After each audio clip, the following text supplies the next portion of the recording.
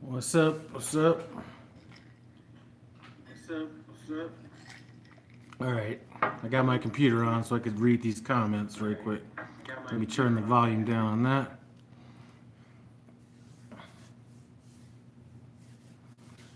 All right. You know what? I got some notes taken down, some stuff I wanted to talk about. Let me see if I made sure I put the fleet manager situation on there.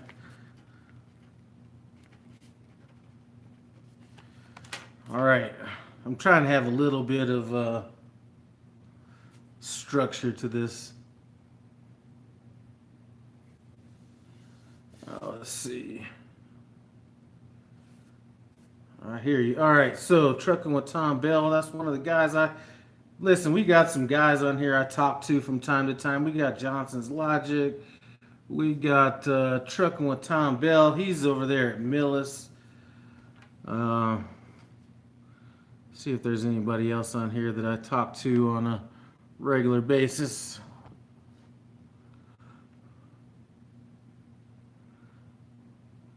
All right, so just some of the things I was wanting to talk about. I went through some of my comments on some of these other videos. So here's some of the topics. Now, the first one I'm going to bring up, I'm not going to get into the personal aspect of it, but some people, my wife is on here, Andrea.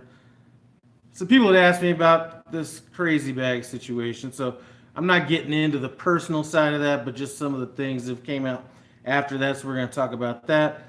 Some of the business type stuff, we're going to just dabble in that a little bit. Somebody had asked me what the process was to ordering a truck and what the difference was between regular lease purchase, fleet manager retaliation. That was a video that I had, or a question that I'd asked in a previous video. I did have a chance to talk to my fleet manager about that, so we can give some light on that.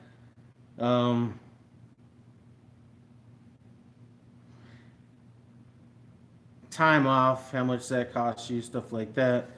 And, that's kind of the basics. But does anybody have any questions in here right off the top before I just jump in on one?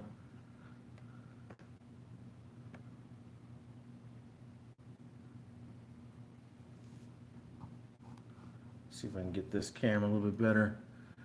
All right. Doesn't look like anybody has any specific questions. All right, so the new truck, that's a good.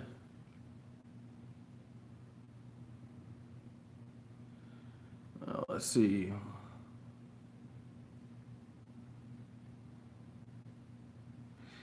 I don't know anything about the tanker lease. All right, yeah. So I don't know much about the tanker lease. I just know that those leases are typically longer. I think by a year, something like that. But as far as the difference between a lease and lease purchase, looks like the payments and everything are about the same between the lease and the lease purchase.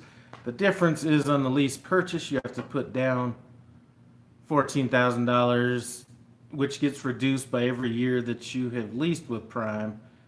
But the minimum you would put down is $8,000, and then at the end of the lease, I think there might be $1 buyout, something like that. So when I was thinking about the difference between just doing a regular lease and a lease purchase, I kind of looked at it, and from what I've been hearing, most of the people that do the regular lease are ending up with about, let's say, $14,000 to $18,000 at the end of the lease, maybe a little bit more, maybe a little bit less. And they don't have to put down the $14,000. I was thinking that if I put down the $14,000 at the end of 3 years, I won't have the 14 to 18,000, but I'll have a truck. So if you subtract the amount of, if you subtract all that out, you come out ahead. So that's pretty much the reason why I went with that. It kind of works into my short-term plan in this. Let me read some of this. Anyway, whether you want to do a lease purchase or a regular lease, once you've leased a certain amount of time with Prime, it's kind of changed a little bit with this coronavirus thing going on, but you can order your own truck, down to the color, the equipment, stuff like that. And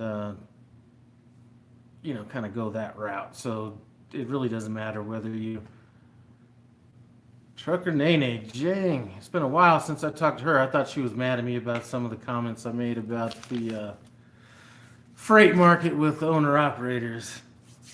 I wanted to kind of talk about that just a little bit as well. And Junior Honduras has it 1,000 for every year that you've done a regular lease, and 8,000 is the minimum. So that's about what I did. All right, so the first thing that came up, and I just want to get to this right away because one of my close YouTube friends did a video on this, and people were asking me about this crazy bag situation. I didn't do any videos when this came out. I'm still not going to touch on the personal aspects of this, but I am going to talk about it since it was asked. And my thoughts on the crazy bag situation is this. I personally thought, from what I've heard, he was a good trainer. So that's all I have to go on. Now, the other stuff outside of that, that's beyond my scope. So I'm not going to touch on that. But one thing I've always spoke about with trucking, because if you listen to me, even in December, I was saying that if you break trucking down to dollars per hour, it's not a very profitable job.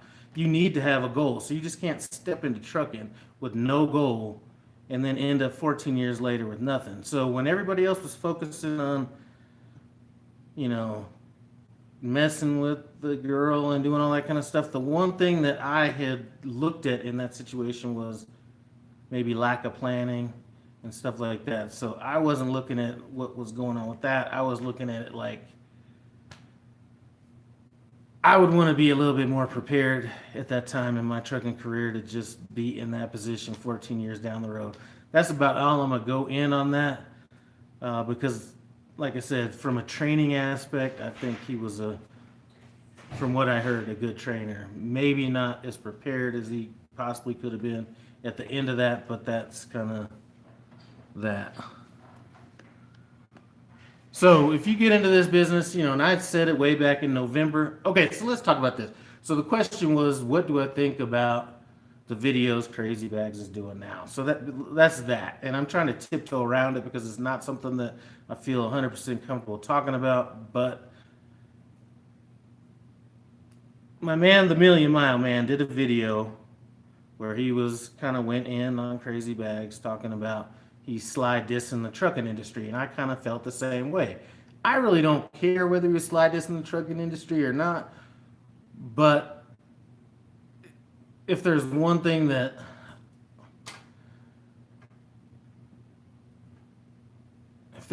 about that situation is that once he got out of the trucking industry, now all of a sudden he's going to look down on the trucking industry and everything that's going on in the trucking industry. So I kind of had a problem with that. Not enough to do a video on it, but when people kept pushing my buttons on the situation, my thoughts on it is that he was making good money the whole time he was in the trucking business. He was showing his paychecks, all that money was real, all that kind of stuff. And my only issue, which is kind of what I'm trying to preach on my platform, is that you have to have a goal. You cannot be in this business no 14 years and then at the end of 14 years take a Greyhound bus anywhere. That just doesn't make sense to me. So that's all that I felt about that situation. Not that he was a good trainer, bad trainer, anything like that. I just felt like maybe teaching people about having goals and setting goals and having things in place like that might be actually a little bit more it might be the way I would take my channel as opposed to talking about how bad trucking is at this point. So that's all I got to say about that situation. So we got that out of the way. Now the business of trucking, I'm just going to kind of go into that just a little bit right now. It's okay to have a difference of opinion, but he could stated it different. Like after 14 years, what would I do differently? What exactly, Trucker Nene? And as a matter of fact, I think the only other issue that I have with the route, and I hate to keep going back into this, is that at this time in the country's climate, having a job at Uber or Uber Eats is not a job that you can really bounce back from. So let's say I was I don't know, an architect or something. I got fired and I did Uber Eats for 3 years. That is not going to be that. It's almost like a dead end to a certain degree. So that's one of the reasons why you really can't compare the two. Is that uh, it really isn't going to add anything to your resume. If anything, it's going to take away from your resume. Um,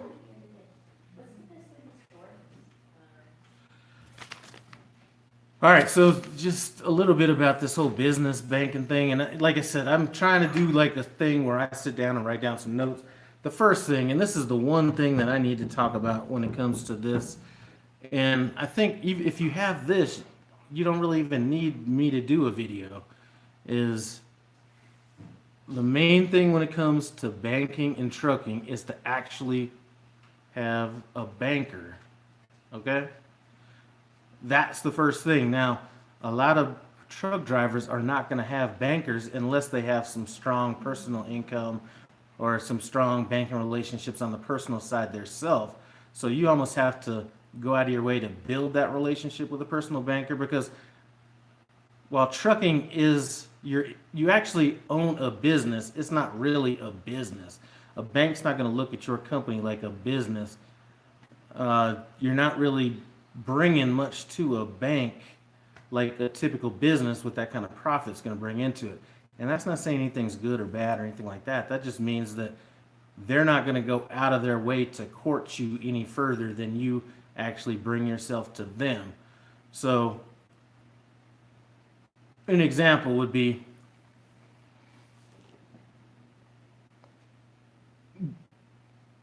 going, I mean, how can I say this? So in this last round of stimulus, there was a lot of people that went and applied for loans, and then they got turned down, which I kind of predicted. And then they said, okay, well, I don't know why I got turned down. Well, the problem, or what I'm stressing is that you try to develop a relationship with the banker. If you have that relationship with the banker, you're not going to get turned down without knowing why you got turned down, and that banker is going to go out of their way to try to find different ways to make that loan work. It could be a number of different ways. It could be restructuring the loan. It could be a number of different things.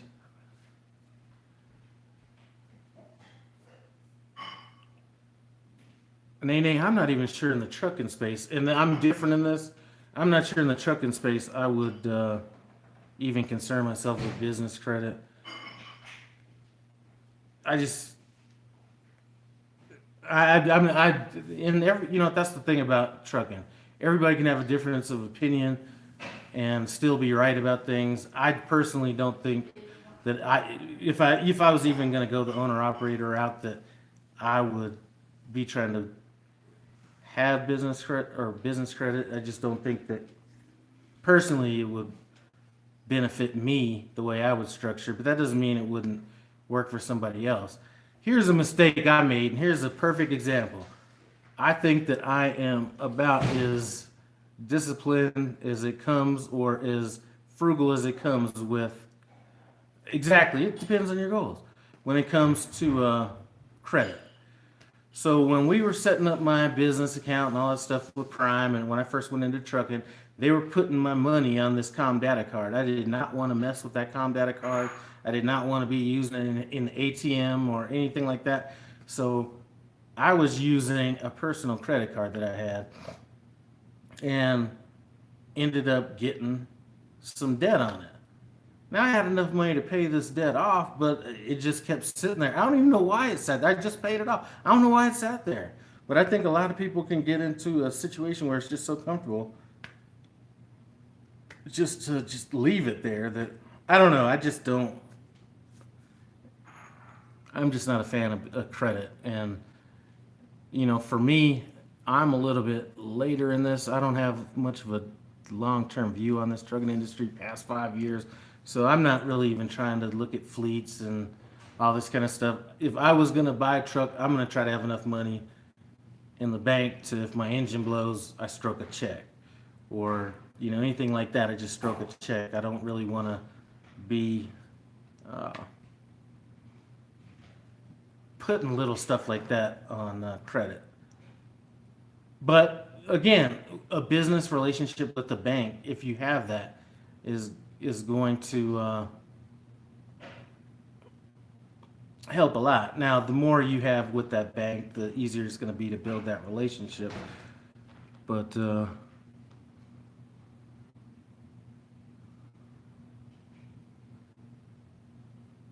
man, I had an air leak that was. I mean, listen, I rolled with it, but yeah, I had a serious air leak in the trailer that I just picked up. Brought it out to Denver. Told them to get it worked on. If they get it worked on, that's fine. If they don't, then I'll pick that same trailer up when I'm done. If I'm that lucky.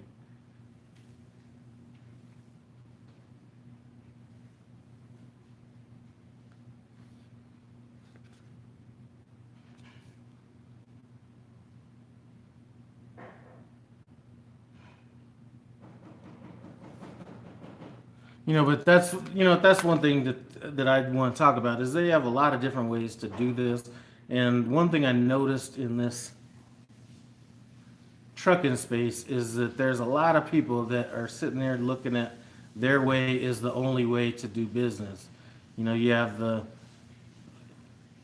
and I'm gonna get into this too, and I'm about to lose some more subscribers. But you have some people that are looking at this is the only way, and lease operators are fools, and you got lease operators talking about company drivers are fools. You got company drivers talking shit about both. I mean, it's just like this us against them mentality, and it really doesn't have to be that way. This business is so diverse; it could be handled in a number of different situations that I don't understand why there's such conflict between all these different groups of people. Now, one thing I will say, and it's cost me some people before, and it's going to cost me some people again, is I do not agree with this whole stimulus thing for owner operators and stuff like that,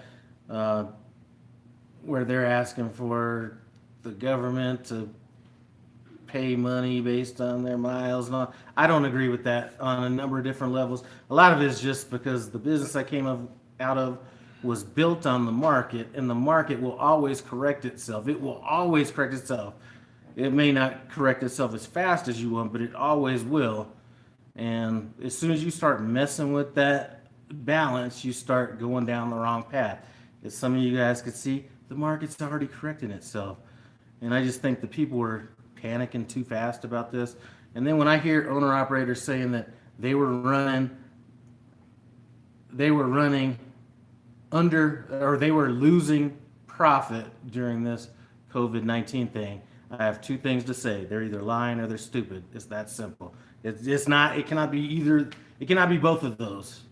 So I felt that if you just sucked it up, if you had the money, which I suggested you had, waited it out like some people did, or you run a little less profitable and you still make it out of it. But as soon as you start getting other people involved in the market, things are never going to go right. And I think in the long run, it's going to work out just the way I said. People will have had to have sucked it up for a while, made a little bit less money, but in the end, it's going to be better. And like I always said, the bounce back is going to be incredible. We're almost there.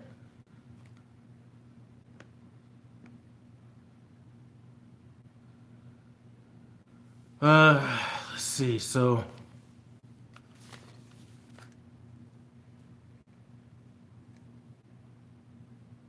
You need some reading glasses, baby. I know my eyes are getting, well, I don't know if it's my eyes or not, but my vision's a little bit more blurry than it's been in the last month, if you understand what I've been saying.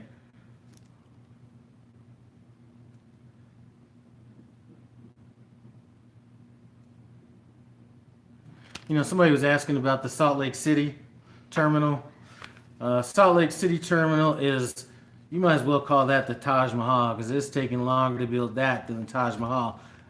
They're saying August, but I don't know if that thing is ever going to get built. One thing I can tell you is it may get built faster than it takes for you to go through inbound and outbound out there, because literally I probably spent 3.5 hours in inbound and outbound over the course of 2.5 days when I was out there. So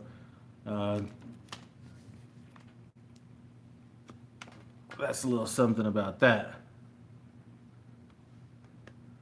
It does look nice if they ever get it built. Or it looks like it might be nice.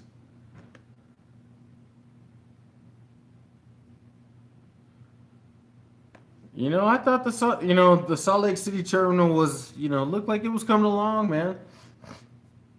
But like I said, that inbound situation, you get done driving 10 and a half hours like I did to get to Salt Lake City at like 11:30 or whatever time I got there, then spend 45 minutes to get through outbound. Then you got to come. I had an appointment the next day at 7 in the morning or whatever, 7 in the morning the next day.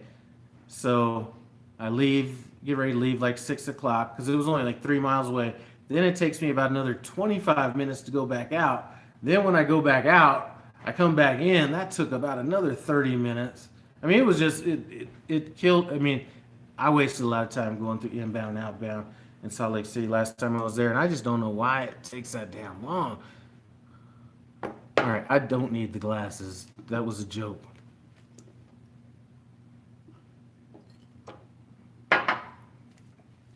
That wasn't why my eyes are as blurry as they're. Oh, is that the bottle of whiskey?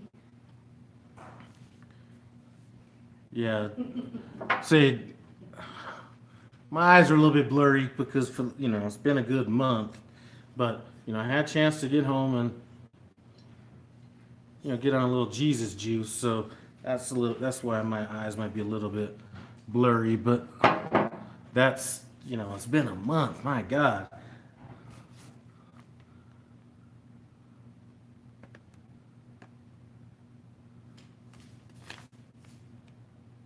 But you know what? They got some good training going on. Somebody asked about the Salt Lake City terminal, actually, because they're going to be training out there. Looks like they're doing some training on the pad, but they have the really small class sizes down there. So they only had about 10 people total down there. And, they have a trainer that's down there that actually does the CDL exams, who's just primarily focusing on training now since the whole Corona situation kind of limited the number of people coming through there. But isn't this great with this Corona thing coming out? Shippers and receivers are getting seriously more efficient. I know I brought it up a while ago, but these shippers and receivers are getting so efficient lately. Don't even got to go in and see them, nothing like that. I'm loving it. You pull in, don't got to step out of the truck. They're walking out there. I'm loving it. I'm all about the networking and all that kind of stuff. So I was on the phone with my payroll lady, and we were talking about how much she liked working from home and all this kind of stuff. And I spoke with her because I'm thinking about teaming. Well, I'm not thinking about it. It's in pretty much a wrap. I'm gonna be teaming up with another driver for a few months, and wanted to get things set up with that. So I was talking to my payroll lady, and we just had a nice little conversation about how efficient things are now that Prime has kind of moved a lot of their operations off site, and she's really not looking forward to it moving back on site. But let's talk about the fleet manager thing. That's what I want to talk about too.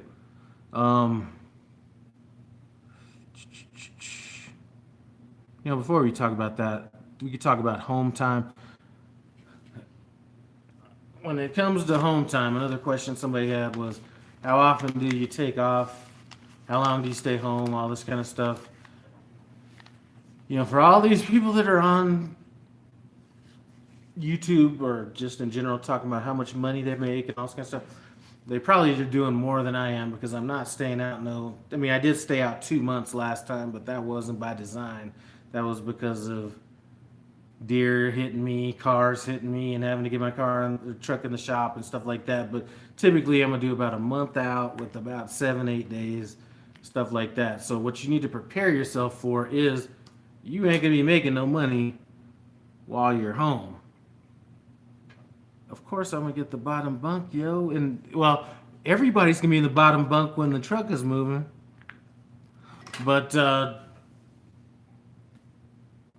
damn, what was my point? I need to rewind this. I need to quit reading the comments because I get all off track and everything. Home time. Oh yeah, home time. Sorry. So you got, so you're gonna be losing some money while you're at home, first of all. So you're not gonna be making any money. Plus that truck payment is gonna be due. And luckily, I'm in an area where I could, get back out of those freight lanes pretty quick. But depending on where you're living, it may take you like a load or two to get back into the freight lanes. So you could end up, if you're trying to be like taking a week off every month, it could take you 2 weeks to get profitable again. Then you run that 2 weeks and then you're ready to go again. So you could end up, if you don't start making some money right off the bat when you get out there, you could almost be looking at it like running for 2 weeks. How can I explain it? It's almost like you're really only working 2 weeks out of the month, and one of those weeks is to catch up, and one of the weeks is to pay your truck payment, in a sense, if you're not profitable out the gate. So depending on where you live, how long it takes for you to get out to those loads kind of depends on what you're going to make. Now, I'm not going to talk about what I've been making or anything like that. There's another trucking channel. I thought she was pretty spot on with what was pretty reasonable to make. So if you check out Kitty the Trucker, she just posted a paycheck settlement video, and I think that will be pretty close to what you might be able to expect. So Kitty the Trucker.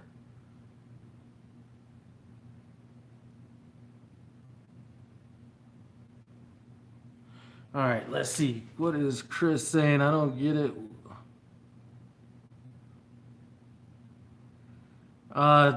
Chris, I'll be honest with you. There's some people that still sleep in that top bunk when the truck is moving. But while you're saying that, there's a lot of trucks that go over low bridges that if you were laying in that top bunk, you could be set up for a really fucked up day. So I wouldn't sleep in the top bunk with the truck moving. Not like that's a common occurrence, but it occurs enough for it to be on YouTube, so it can happen. Curtis Barnes, that's another YouTube trucking channel. Actually, if you're thinking about going Lease, he's kind of going through a few struggles right now. Check out Trike Rider Trucking Curtis Barnes. Looks like he's like getting the hang of it a little bit, but that's a YouTube channel right there to check out and kind of go through some of his trials and tribulations with him.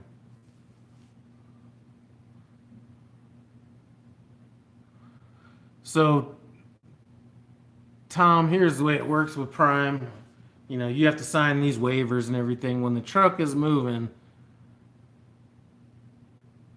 whoever is like in the back has to be in the bottom bunk. You cannot be you're not supposed to be in the top bunk while the truck is moving. Now, I know somebody that was with the trainer that they said it was so filthy that they weren't going to go down there, so they slept in the top bunk, which, if the trainer didn't have a problem with it and Prime didn't know about it, I guess that's fine. Now, another thing to be thinking about while somebody was asking about, does Prime do piss test, hair follicle, what do they do? They do piss tests, but as Curtis Barnes just knows, if you go through that terminal, they could piss test you at any time, and they'll hit you with that alcohol swab. So, keep that in mind. Just because you pass drug test doesn't mean they're not going to hit you up with another one and an alcohol test on top of that. So, another question came up was, what are is the Salt Lake City terminal and the Pittston terminal just like the Springfield terminal? The Pittston terminal is kind of almost a smaller version of Springfield. the same thing as, I'm not sure if they have a basketball court. Springfield or Salt Lake City, I think, is going to be closer to what Endorsements. I'll get to that in a minute. I think Salt Lake City is going to be closer to Springfield, but to be honest with you, think of the terminals as a benefit for the people that work on site. If you're at a terminal enough to where you're able to take advantage of all that stuff, then you ain't fucking making no money. I'll keep it real. The terminals aren't built for drivers. They're built for in-house employees. That's it. I mean, to me, I would rather have terminals with less amenities, but have them all around the country, sort of like Tom Bell.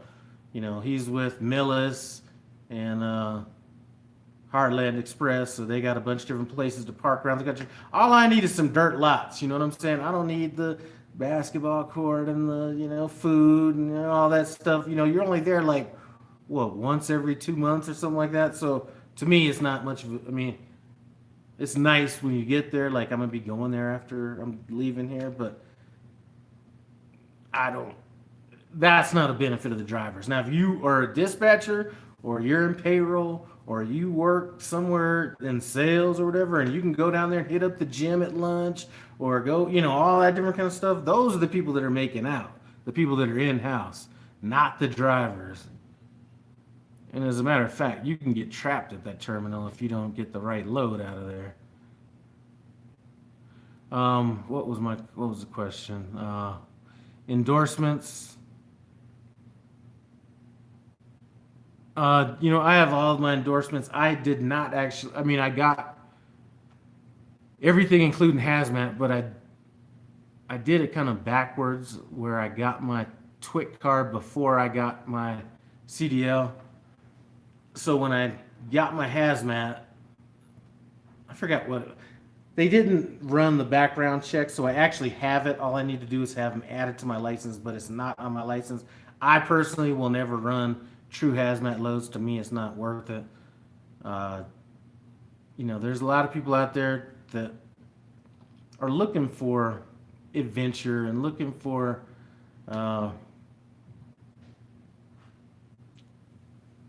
what's the conversation I had with somebody?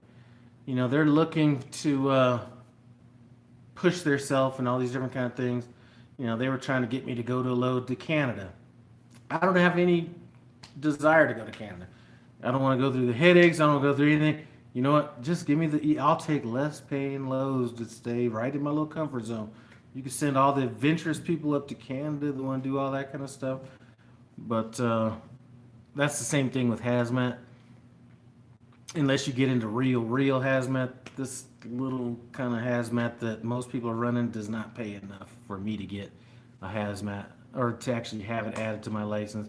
And I would never, I mean, I have the doubles and triples. I will never pull doubles and triples.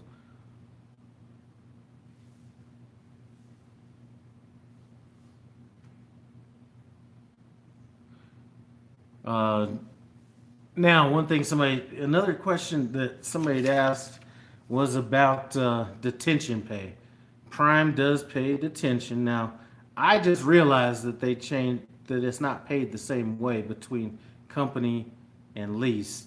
If there's a company driver in here, they could step in and tell me kind of what the pay is. But with company drivers, from what my understanding is you get paid detention at every customer. Now, you only get paid a certain dollars per hour, whereas if you're lease, you get paid detention if they get paid detention, but it's based on a totally different standard, and you get paid 72% of that detention. So nothing wrong with free detention. I love detention. As a matter of fact, you know, he's not in here right now, but Curtis Barnes, we were on the phone, and he was starting to get a little frustrated because it was taking him so long to get unloaded because he had another load that he was supposed to pick up that was going to pay like $500 or something. And I think it was 250 or 300 miles, good paying load. But I was like, man, why are you even complaining? You could sit here and get this free detention for not even moving the truck, even if you don't get the next load. But I think he ended up getting the detention and the load. So what I've been doing lately Before, I used to get to my loads. If it wasn't a Walmart load, I'd get there 2 hours early. If it was a Walmart load, I'd get there an hour early. And then I'd just get unloaded, and then they'd unload me. Well, I started realizing that, man, I might as well get there later, like right before my appointment, have them take as long as they want, get that free detention, and kind of rock it that way as opposed to getting there all early. It doesn't matter to me. I'll take the free money.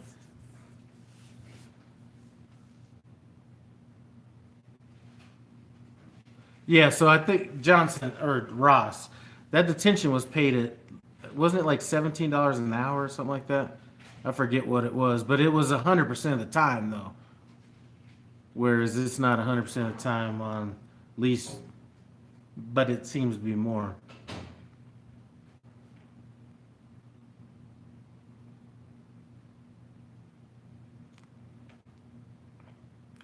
But listen, if you guys are watching this, there's a couple channels to check out. Johnson's Logic, he's a YouTube trucker with Prime, and he actually is putting out some good videos. I think his last video, he just was on the side of a road, picked up a bad trailer. So check out his channel, Johnson's Logic. Then we have Trucking with Tom Bell. He is with Millis Transportation. And one thing I can say about both these guys, and that was another thing that I had written down here, because I did have all this stuff written down, is positivity in this trucking space. Is, you know, those are good trucking channels. I don't know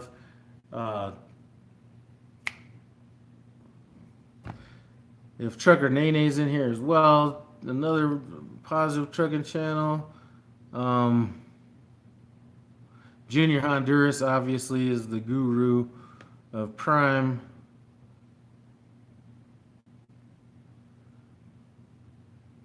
But one thing I can say about this trucking space is that you are who you surround yourself with, and I think that this business is even more so than even my last business, is that you can get yourself caught up in so much negativity, especially I think in this business with this YouTube situation. It's almost like you have two halves of YouTube.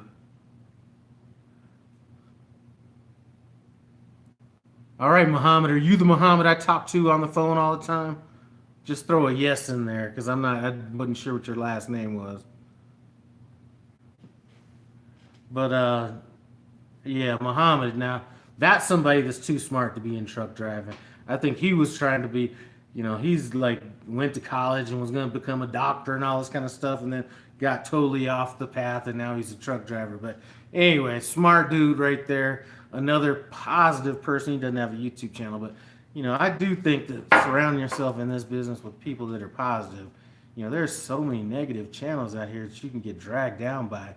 And one thing that I can tell you about all these negative channels is that you never find any of these negative channels that are actually succeeding. So are they negative because they're not succeeding, or are they not succeeding because they're negative?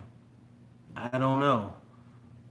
But it's something that I refuse to go down that path. I kind of refuse to watch it. Somebody just had me watch one of these videos the other day, like yesterday, and I couldn't make it past 10 minutes in because the stuff they were talking about, I just couldn't stomach.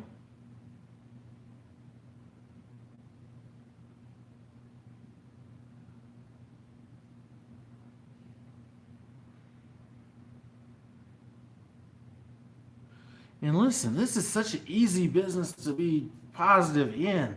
You know, there's really not much to it to make. I mean, what you're doing, I mean, you know, I guess you can't have life or death consequences. You know what? The only time I'm really negative, and I'm be serious with you, when I hit that damn deer, or that deer hit me, that wasn't that bad, man. But I hit a raccoon the other day, and that fucked with me. I'm gonna be honest with you. I almost wanted to shed a tear, man, because it was like, I hate hitting animals, and it's been like I've been hitting all these animals lately. I hit raccoons. I hit an armadillo, like in Oklahoma a while back. You know, that one didn't make me too sad. A bird hit me like within the last 2 or 3 weeks, and you want to try to get something off your windshield, that is some hard shit to get off your windshield. But that raccoon, because raccoons got a little personality to them. They be like washing their hands and shit. That that made me feel bad. Where was I at when that happened? I was in Illinois, construction zone. He was like trapped in there, and he like couldn't try to get his. I mean, I don't know. It was bad. That's the worst part about this.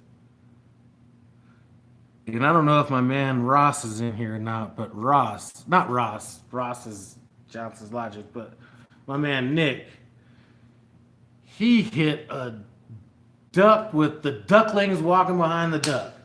Now, I don't know how I'd have taken that one. He said he thought it was a snake. All right.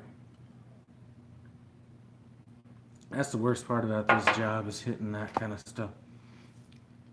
And the $1,000 deductible. Prime does not have a problem hitting you with that $1,000 deductible immediately.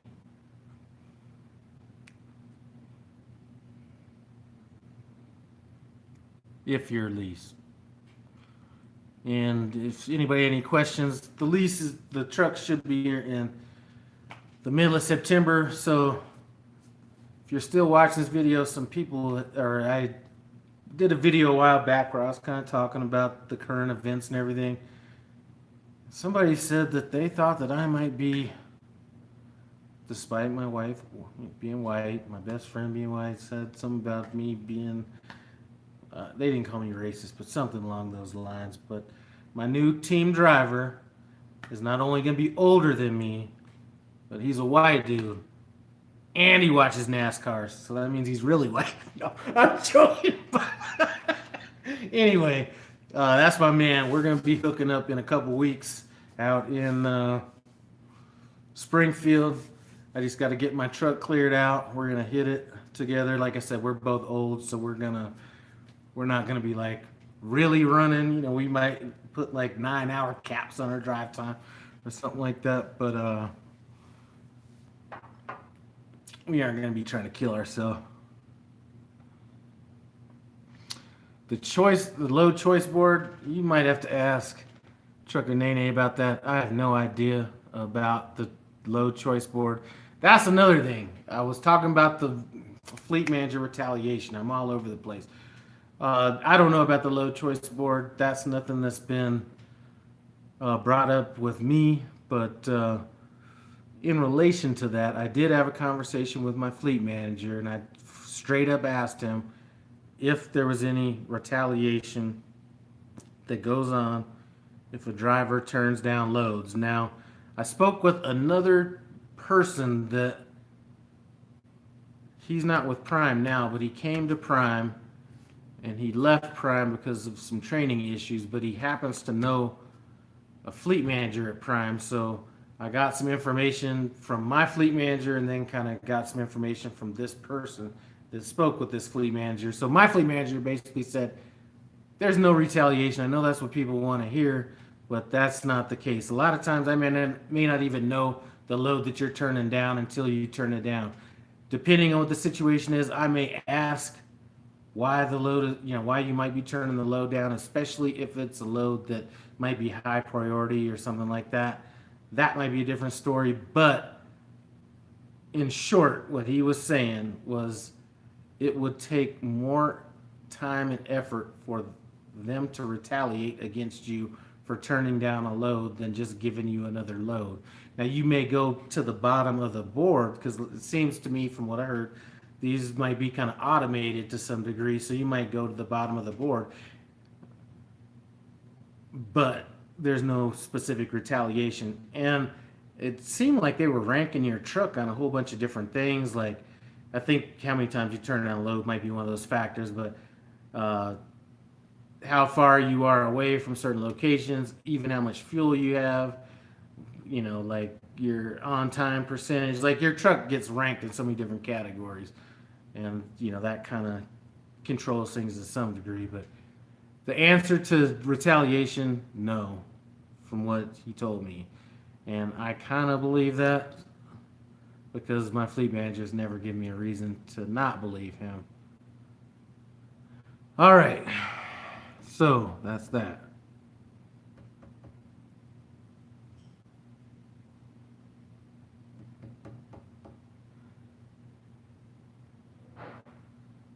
Uh,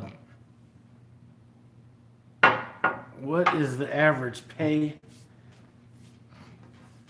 That's going to be hard to for me to judge. Like I said, I had some good weeks, but then again,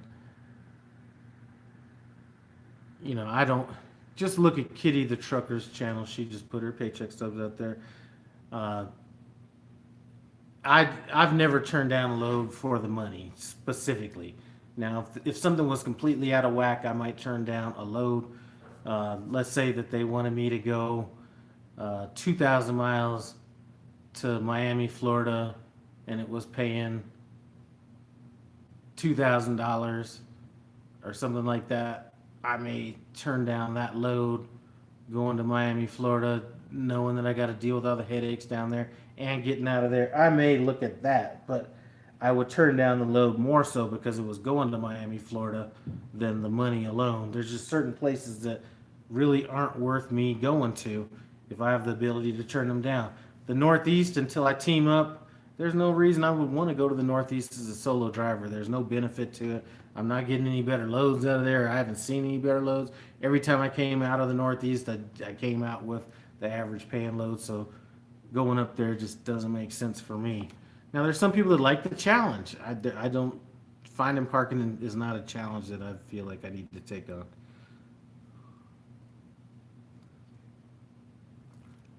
Zach, I did not finish my lease. I'm just coming up with the $14,000 on my own.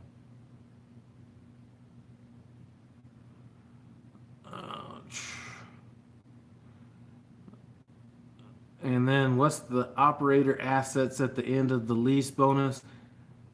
I haven't finished the lease. I've been hearing anything, depending on if you ran the full 3-year lease, I've heard is anywhere from $14,000 to $20,000 range, somewhere in there. The difference is on a lease purchase, you're not getting any lease-in bonuses, obviously, because the bonus is owning the truck, and you're putting down $14,000 minimum up front minus any year that you've leased, with the minimum being $8,000 down. So to me, it just made sense to do it. I feel like I'm wasting money unless I'm doing the lease purchase on it.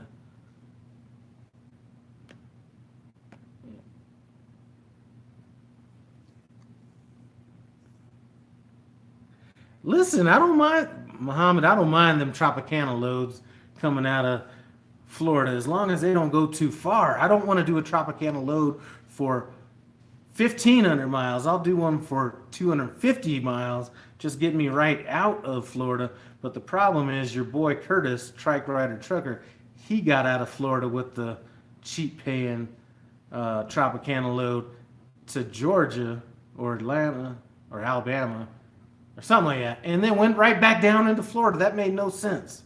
Why would you go back to Florida?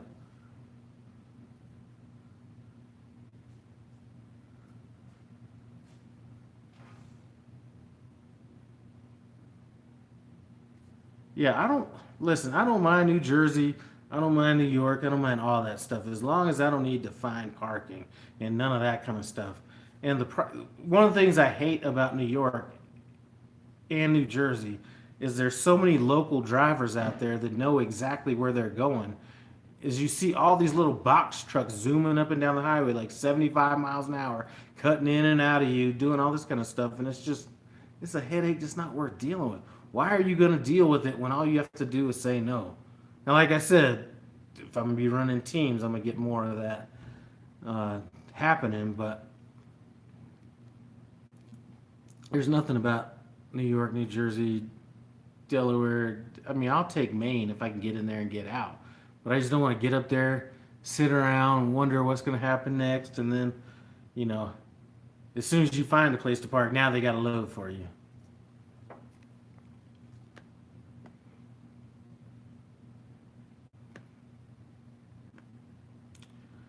You know, pay is like the stock market, and that's what I've been trying to say about this whole freight market that, primarily was hitting these owner operators is it is like the stock market. And once you look at it like the stock market, you're able to play it like the stock market.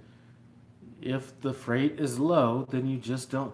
I mean, one thing I'm going to say is put yourself in a position to act as if you could do whatever you want to do. If you're running because you have to run, try to put yourself in a position where you don't have to run. I mean, you could shut it down or you don't have to work. Let's say there's a DOT blitz coming up. Maybe you just might want to shut it down for that week. I don't know. But having the option to do that and not being a slave to the truck is what I would suggest everybody do. Yeah, Zach, I honestly believe that there's no retaliation on the turning down the loads. I think that what I thought was these fleet managers are actually spending all this time trying to find loads and pick through all this kind of stuff, and it seems like a lot of that stuff is automated to some degree. There might be certain times when they actually get in there and try to find a specific load, but I didn't get that impression that most of the loads are like that. I got the impression that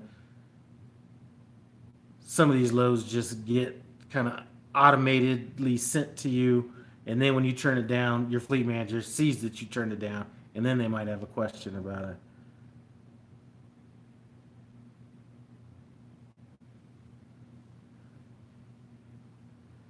All right, Muhammad, I'm going to check you out later.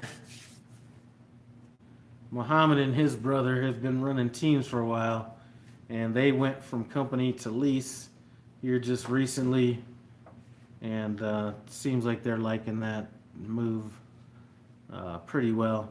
One of the reasons why they were thinking about going lease was they were running for like a month as a team, and then they want to have like 5-6 days off, and Prime was tripping on that. To me, I don't get that. Or actually, they were running more than a month. Excuse me, I think they were running like damn near 2 months, and then just wanted to get off like 6 days or a week or something like that, and then Prime was kind of tripping on that. So I don't get the whole you get 4 days off max no matter how many days you run. To me, if you ran 2 months, then you should easily get 8 days. But Prime ain't looking at it like that from a company perspective. Now, my dispatcher asked me when I was going to be coming out, and I said, don't call me, I'll call you.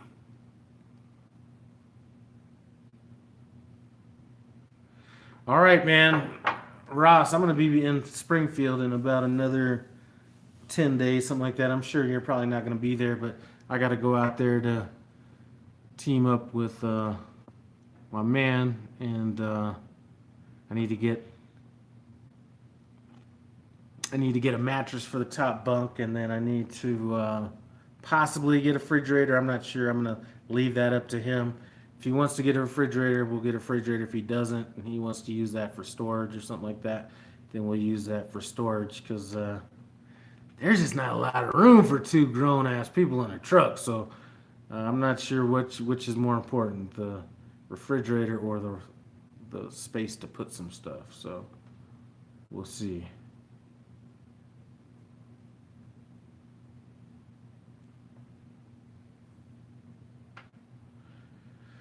Twisted D, now that's a good trainer right there. He does PSD training at Prime primarily, or I think solely, as a matter of fact.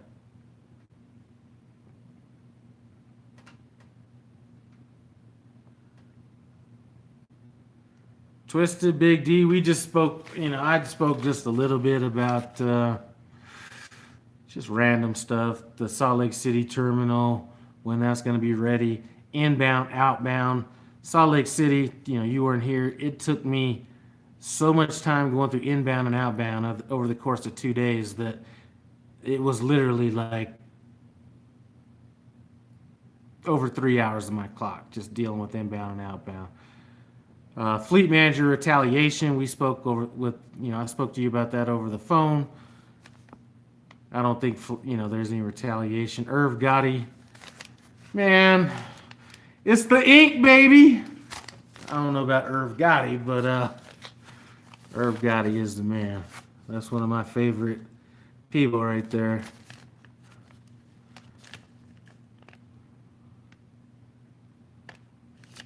Kevo, are you Kevo? What's up? And that's just another channel, or are you just a different guy? Or what's up, Kevo, or something? Oh, I got to get my APU in service as well. I'm just hitting 2,000 hours on that.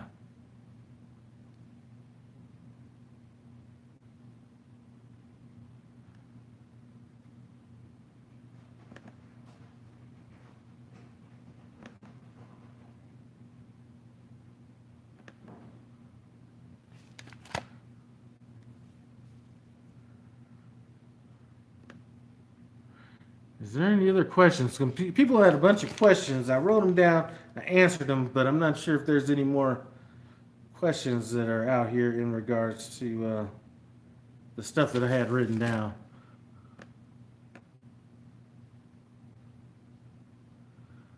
What's new barbecue, man? I just been running for the last month. I just been wandering the earth like Kane from Kung Fu, getting in adventures and shit. That's about it for the last month. I did get to swing through home for about 10 hours, like 15 days ago. Twisted D, the teammate, was a guy that I ran into at Salt Lake City. He met me on YouTube. I was out in Salt Lake City in November, and he was like, "Hey, man, I'm gonna be coming to orientation. You know, when you're out here, hit me up." So I was out there. Actually, he was out there 2 days before orientation started. So this was like a Saturday. So he calls me and says, "Hey, I'm hanging out in the room watching NASCAR.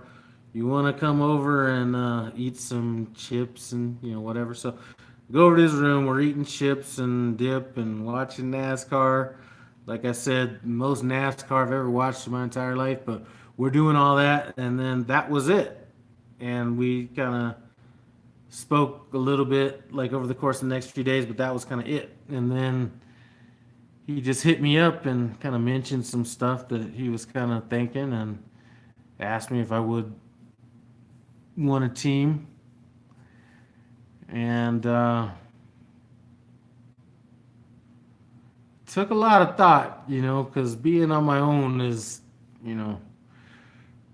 very relaxing, but I did think that I wanted to pay it forward to some degree at some point, and I felt comfortable with him because he's been driving for about 3 months, but he's been driving the Western 11, so he's really been driving. So I have no issues, I have nothing to fear with his driving and everything because, driving the Western 11, specifically is a lot more challenging than just going OTR, because a lot of that OTR stuff you're just dealing with like relaxing all day long, whereas Western 11 you're pretty much going to be driving all the time. So decided we do it. Haven't came up with any pay structure or anything like that yet, but that's just because I don't want to rip him off or anything. I want to make sure it's equitable for him. So I've been kind of trying to figure out what's the best route as far as that goes. But that's all going to be handled here in just a little bit. Like I said, it's all I have to go on is my relationship with my last, with my trainer. So we teamed for like damn near what? We teamed for 8 months. We didn't have any arguments, anything like that. I'm not saying that's going to be the case here, but one thing that, I just don't see that being the case. I mean, I do think that if it came down to something like that, then, we could just call it quits or something like that. But I don't think it's going to be anything that would get totally detrimental. And like I said, when I was with my trainer, we were running like harder than we needed to be running. Like it was almost like we were challenging each other. Well, I could drive like 10 hours. I could drive 10 hours and 45 minutes. Well, I could drive 10 hours and 59 minutes and 59 seconds. We were just driving long for just for the sake of driving long. In reality, we could have been backing that driving up to like 9 hours a shift, 8.5 hours a shift. Instead of taking a 30-minute break, take an hour break, or take a longer break between drivers. I mean, there was really no reason to be driving as hard as we were driving. So I think the fact that I kind of know a little bit more about clock situations and things like that, that we're not going to be driving ourselves to death like I was doing when I was with my trainer. So I don't think we're going to kind of, that stress will not be there. And he's an older dude too. He's just like, well, how about we just run real hard for 10 days, take like 34, 48. I'm like, you know what? That sounds good to me. I mean, I don't know. We're going to play it by ear, but I'm not running myself to death for the sake of running myself to death.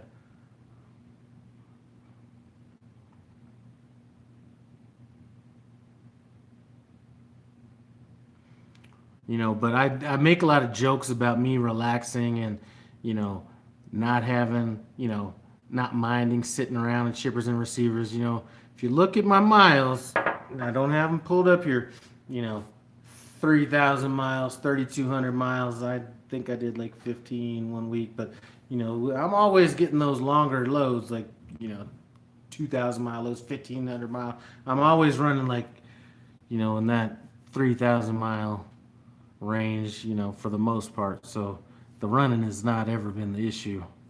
Not that, as a lease person, that's not necessarily what you're looking for is the miles, but I'm accustomed to running miles.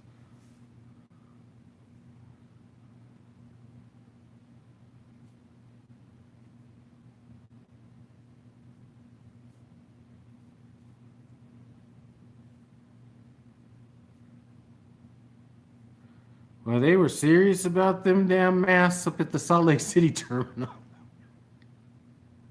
They were serious about that. I don't know when this is gonna be over with, but it was like, people were walking up with the mask like kind of down here before they got in the building, and somebody mentioned it before they even went in there. So they're serious. I think they're more serious about that in Salt Lake City than they were from what I heard at Pittston. I know that Springfield's pretty serious about that.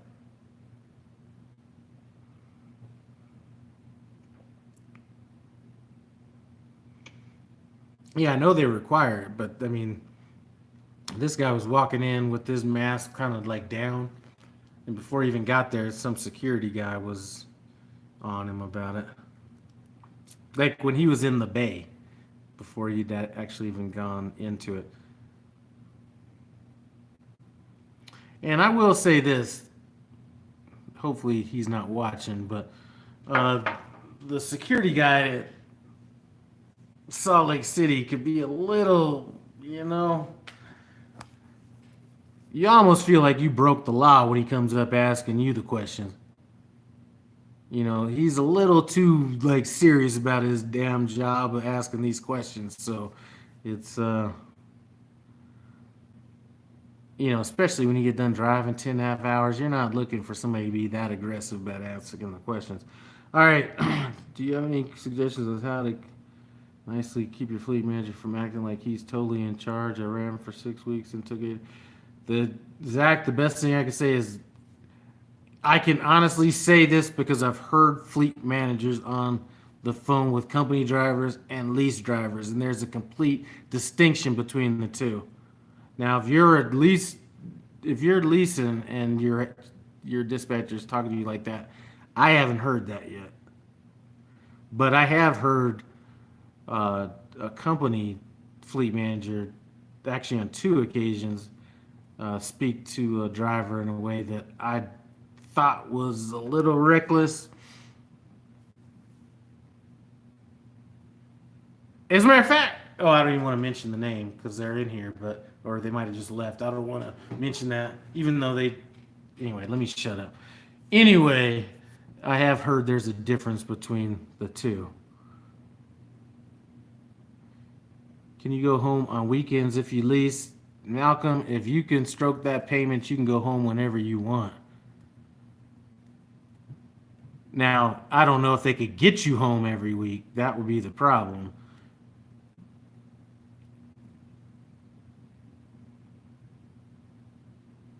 How many loads miles do you really need a week to make a lease payment and still pocket 1,000? To pocket 1,000,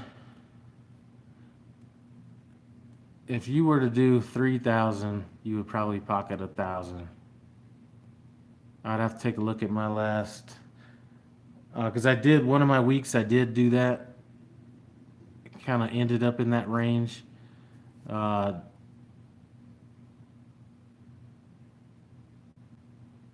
Yeah, I think it was somewhere around there. The thing about leasing is it's going to be all over the board. So you're going to end up, and I'm just, I've had weeks where I've done $2,300 going to my checking account with $600 going to my emergency fund. So that's 20. So $3,200 in that week, and then the next week might be like what you're talking about, the $1,000. And I think that week that I did $1,000, I'd made about right around $3,000. So $3,000 minus your fixed expenses minus fuel was right around 1,000. So 3,000, I think, would get you around $1,000 net. And as far as lease pay goes, I'm not going to get into the averages because I don't want anybody to think that I'm like trying to. I just don't want to talk about that personally. There's a channel called Kitty the Trucker. She just put out her last month's pay statements, and that is pretty accurate to what most people can expect. She's a brand new lease operator. She's been out there probably a little bit less than me. 62 miles an hour. I'm at 65 miles an hour.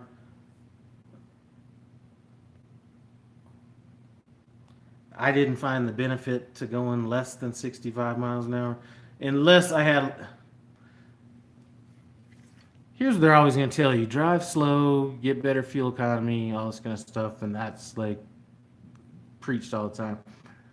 But I've got so many tight loads that I know I couldn't run at 60, even 62 miles an hour. I had to run like as fast as I could, and then there have been times where. So if you think about it, I did a 3,000 mile load. Okay, I do a 3,000 mile load, then they're asking me to pick up another load later on that night. I have 2 hours left on my clock. If I'd have ran that 3,000 miles at 60, 62 miles an hour, I wouldn't have the hours to pick up that next load. So you might save on fuel economy, but I think in the end you pay. And I think if we could run at 70 miles an hour, we'd even be able to do even more. So I don't know. I'm not about, I mean, there's some prime drivers, you'll actually see them out there running like 55 miles an hour. Like this is like 1987. The new Pete is supposed to be in September. I talked to Success Leasing. They're not sure if it's going to be held up any longer than that or not. Let's see. What will be the fixed cost on that? As far as the fixed cost, I haven't got specifically with them. It's going to be about the same amount as what my current lease payment is. The only difference would be if I want to do it in 3 years or do it in 4 years, and I'd probably just do it in 3 years and actually try to pay it off in 2 years if that was possible.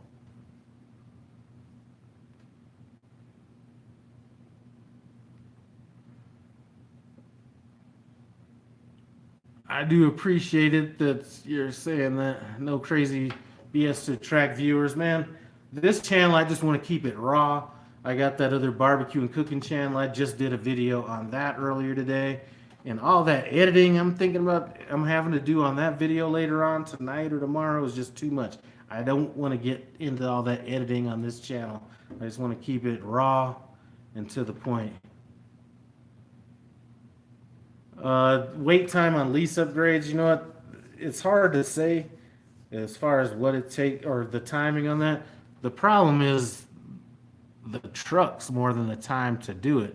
You can upgrade in about 3-4 days. Is the truck going to be available during that 3 or 4 days? From what I've been hearing, and I've been hearing that a lot of people have been pushed into lightweight trucks, but then I'm hearing now that they have like regular, freight liners. Maybe they're older, like they're keeping the trucks out a little bit longer, but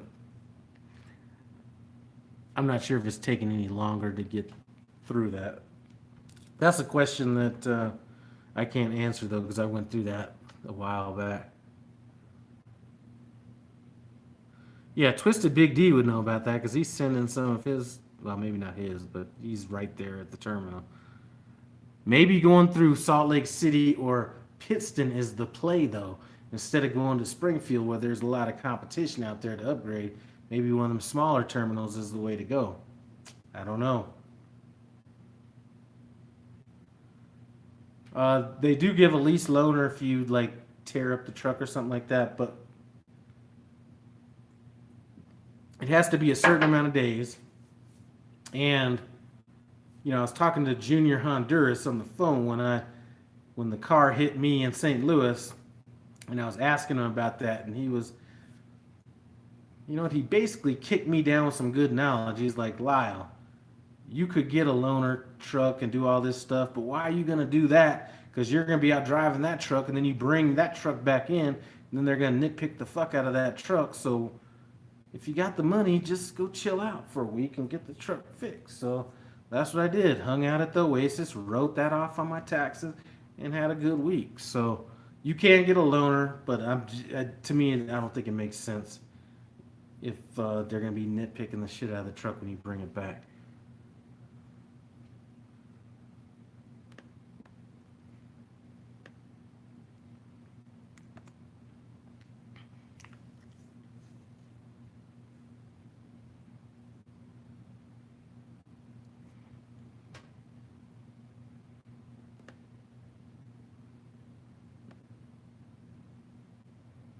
Let's see. Yeah, so that's one thing. Listen, one thing I noticed, one thing I'm learning about Prime, and as long as you know where you're at, it's all fine. But they're about their money right there. So don't get that, as my man Twisted said, don't get that twisted. And I'm actually thinking about some of the little stuff I didn't mark in my truck that they're going to probably hit me for when I take the truck back, just because some of the stuff I just looked at like, oh, this is probably like normal. They're probably going to hit me for some of that on mine when I bring it back in. No, there's no way you could tell if you're truly getting 72% of the load, I mean, here's what I have to say about that, or about any of this stuff, is I'm not saying that it's a conspiracy, where you're kind of thinking things are a conspiracy or anything like that. But it's almost to the point where me trying to prove it, whether it's right or wrong, would take up too much of my time to either prove or disprove it.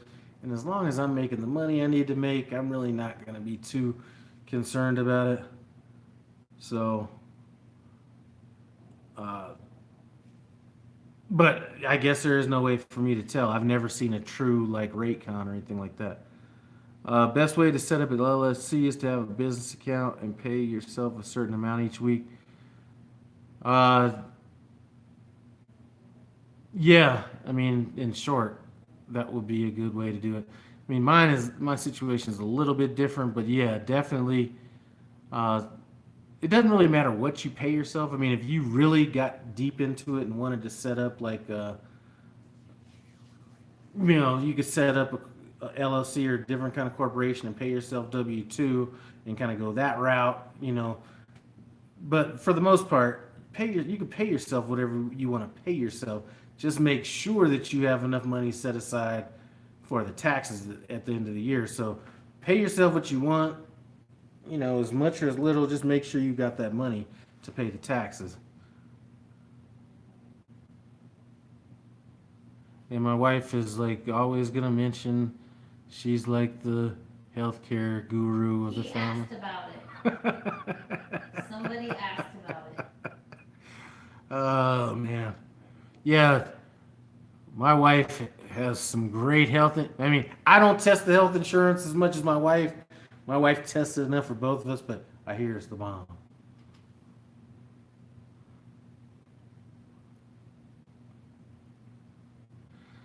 Uh, well, the LLC does a couple different things. It kind of separates your personal from your business. They could still, and I need to get on this shit too. They still can fuck with your personal a little bit, even if you have an LLC. The main way to block that would be to set up a trust kind of outside of the LLC. But the LLC does separate it out a little bit. Uh,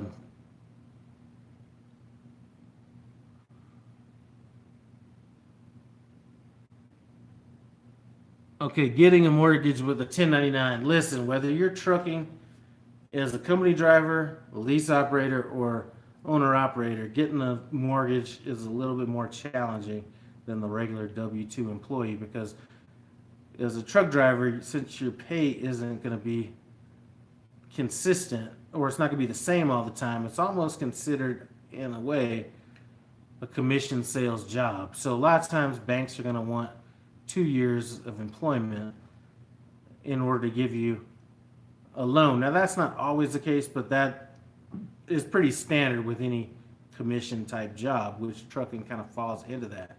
Now once you start setting up LLCs and corporations, things get a little bit more tricky from there. So the problem with a lot of business people, including truck drivers, since we're talking about trucking, is that they want their cake and they want to eat it too. So one of the benefits, especially with this new Donald Trump tax plan that came out, is that you're basically getting fucked on your taxes. If you were a company driver, you can't write off the same stuff that you were able to a while back. So as a lease driver or an owner operator, you can still write off some of those taxes the way that you used to in the past. The problem is once you start, what's up, Scooby? Once you start writing off, so for example, let's say I made, we'll just say $70,000. Let's say $70,000. So I made $70,000. And then I'm going to start writing off a bunch of shit. Well, in trucking, you could write off so much stuff. What's up, Mr. Mega Fred Zeppelin? I was just up in your neck of the woods a little while back up there in Northern California, or just below Northern California.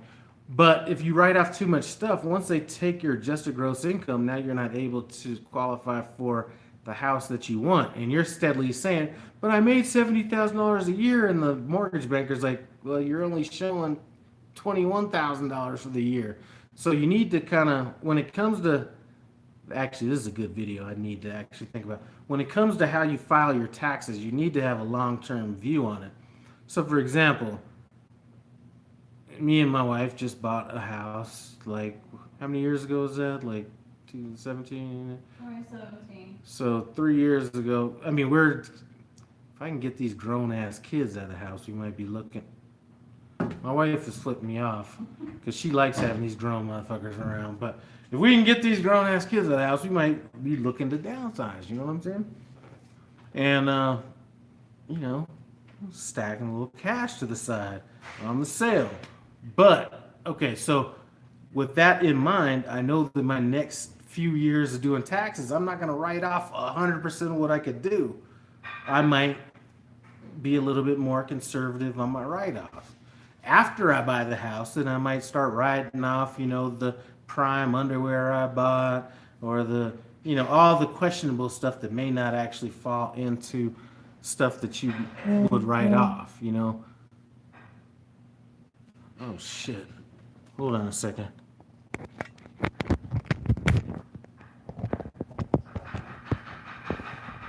So anyway, you have to kind of have a plan. You just can't go, because people are always, I want to either pay the least amount of taxes or I want to get the most back from the government.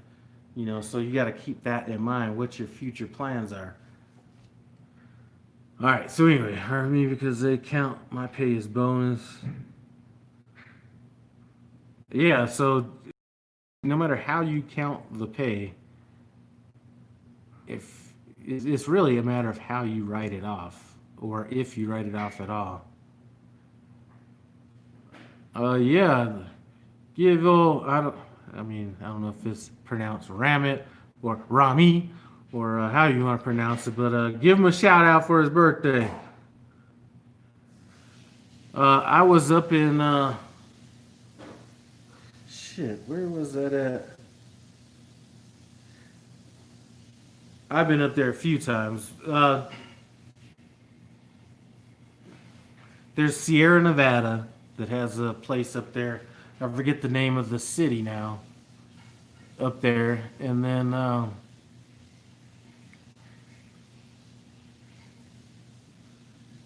Sierra Nevada, and then if I had my other phone, I'd look up those loads, but I do remember going to the Sierra Nevada place. The other place was in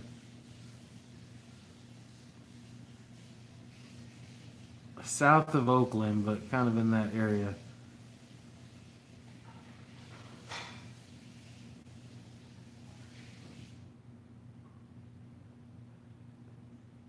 Yeah, do you know it? But I'm not 100% sure of how they calculate that Social Security money. That is a little bit beyond what I know.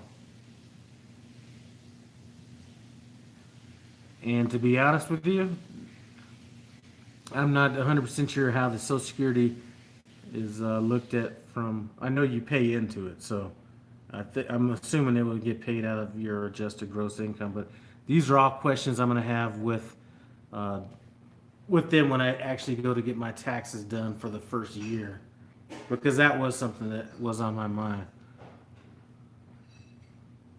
No, it wasn't San Jose. It was.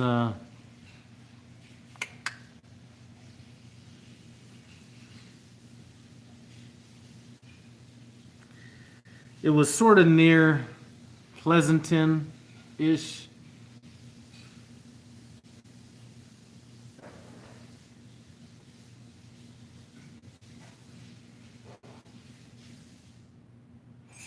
And then I was down near Burbank.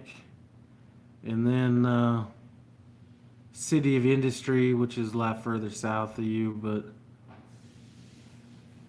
you guys can keep California. I'm not sure that it needs to be a level playing field for trucks in California.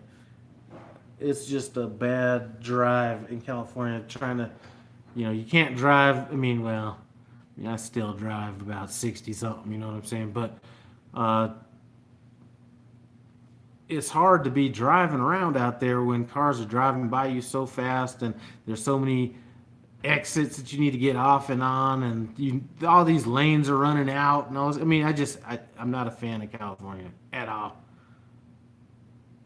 Now, yeah, no, I'm not a fan of any part of California. Maybe if you get out in the desert area or really between cities and stuff like that, but I'm not a fan of California at all.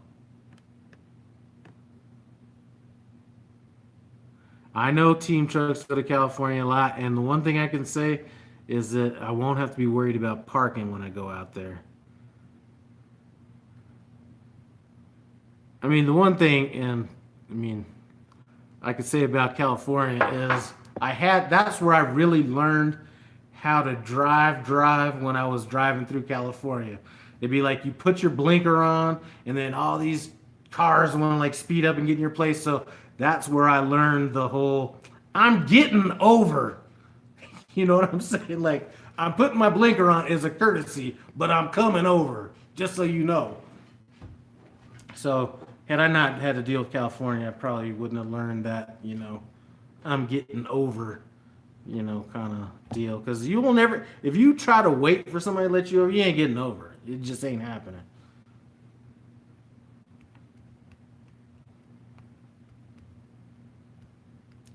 So I can specifically remember when I learned how to drive like that. I was driving through, I was going down to Carson or something like that, and I forget where I was at, but I was putting on my blinker, and my trainer's like, "You need to get over. You need to get over." And I was like, "Well, nobody's let me over." He's like, "Well, you gotta get over." And I was like, "Okay, I know what you mean." Yeah, so it was just like,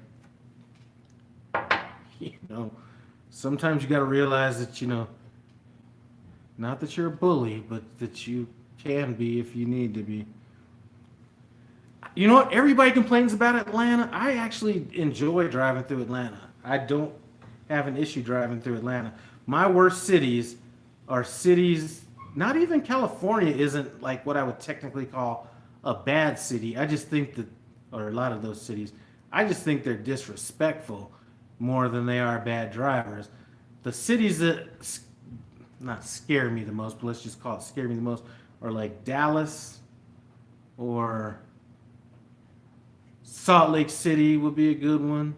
Cities that have enough traffic to be busy, but not to slow people down.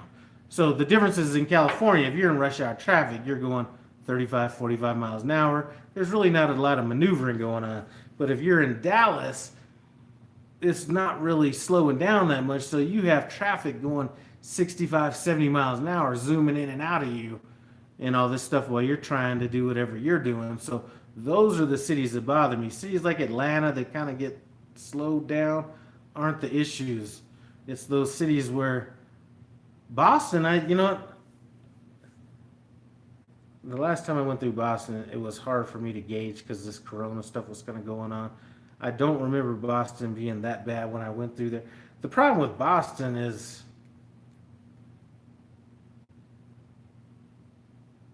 I really don't remember what it was like the last time I was there before Corona. I just remember that my trainer pulled the most gangster shit in the world when we were in Boston last time. There was nowhere to park. We delivered our load, and he pulls into a Walmart. So I think, okay, he's gonna pull into this Walmart, and we're just gonna park like where trucks normally park at Walmart. Man, he backed into the dock, and we slept there overnight like we belong here. So I thought that was pretty gangster. But it wasn't a Walmart that stayed open 24 hours a day. St. Louis is the worst city. I hate driving through St. Louis. Even I've been saying that, and that's the one place that I get hit when I'm driving through St. Louis. Miami, I just hate Miami just because I hate Miami. Ferry wire. And you want to talk about a fearless driver right here is Myra. I learned that's how you pronounce her name specifically. As a matter of fact, did you end up going Lease? Let me know. Answer that in the comments below. But she was dealing with all that bad weather last winter. I kind of got spared from dealing with all that I-80 and 90 and 84 and all that different kind of stuff. So she dealt with it. But I know she was talking about going Lease. So let me know. Did you go Lease? Or are you still planning on going Lease?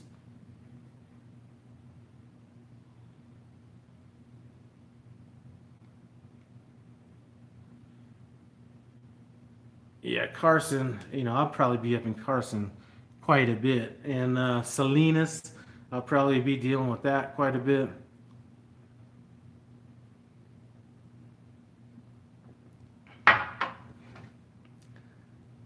Listen, Myra, it's not all, as much as you stay out, you can make, I'm not one to be saying who's making more, who's making less, but as much as you stay out on the road, that's a lot of money out there leasing, especially, I probably wouldn't want to be on I-80 all winter like you were leasing, but you can definitely do good. I wouldn't go down to Florida if I was leasing. Maybe, Florida's just not good for freight in general. Unless you like flowers.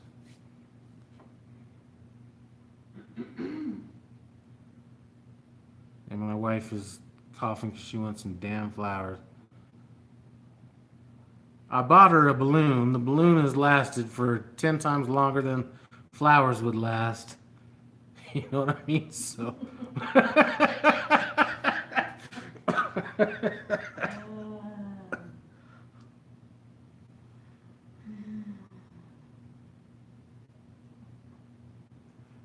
Listen, I'm telling you, as far as the difference between the leasing and, obviously there's advantages to both of them, but if you're running the way you're running, you know, a lot of times when people get into the issues when they're leasing is when they start getting in the hole for taking time off and they weren't disciplined enough to kind of set that up before they took time off. But the way you're running, I don't think that's the issue. There's a lot more stuff that you have to deal with, like expense reports and stuff like that, but that's really not that much to be dealing with. All right, Fred, I'll check you out later, man. Sorry I haven't been able to hang out on that cooking side of YouTube lately, just because of my schedule, but I did just film a Salisbury steak video just earlier today, so I'm going to get that edited up just so I can get something out on my other cooking channel. But I do appreciate you stopping by because there's not a lot of people that are still rocking with me from the cooking community, so I do appreciate that.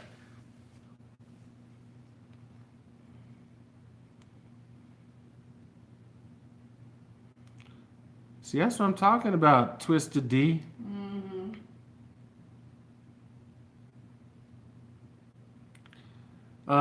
Yeah, my e-fund, I put 20 cents a mile into my e-fund, and at this point, I'm going to use that money to buy this, put down on this lease purchase, but if I wasn't doing that, I could be at the point where I'd say, you know what? Let me take this winter off. Because I'd have enough money to make those payments for that long.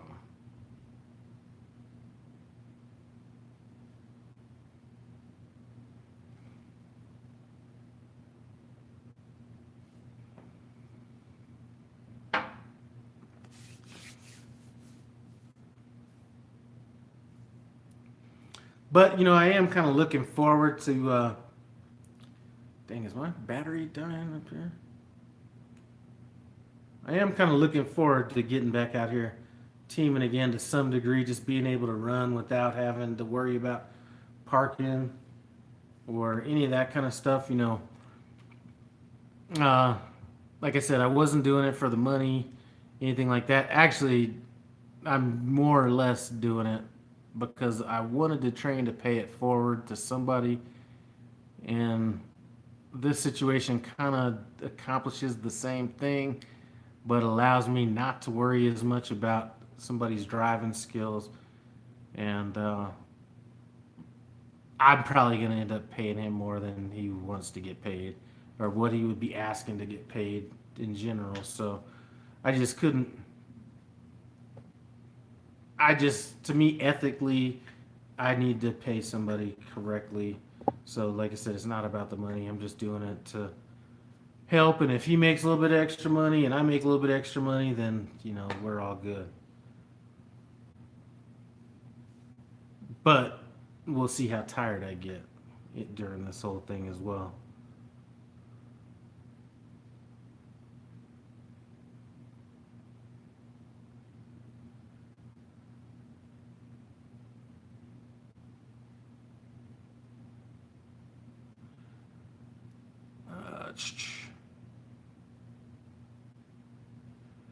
Yeah, 50,000. That's a lot of money to be having in an e-fund. I'm sure that took a while to get that bad boy there. But the one good thing about having that much money in the e-fund is it allows you to do things on your term, and that's one thing that I see that a lot of truck drivers don't have. It seems like a lot of truck drivers are having things dictated to them and not being able to dictate the situation. And that's why I'd say that having some money set aside, when you first get into truck driving, save some money and put yourself in a position where you can say no. You're not at somebody else's, you're in control of your own situation. If you like a place or you don't like a place or somebody's not treating you right or you want to take some time off, whatever the situation is, You're not having it dictated on you. So I'm all about setting some money aside. All right, my first trainer.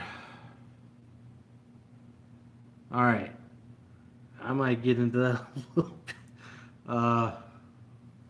1999. Everybody calls Prime a starter company, but I see a lot of people that have been here for 20 years and, you know, 10 years and 25 years. I was in a logs class with somebody who'd been with Prime for 18 years.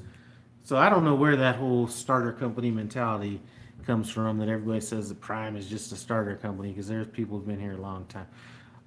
The problem with my first trainer, the max that you could put in, I think there's a percentage and then there's cents per mile. I put the cents per mile in because it was a lot easier for me to kind of predict.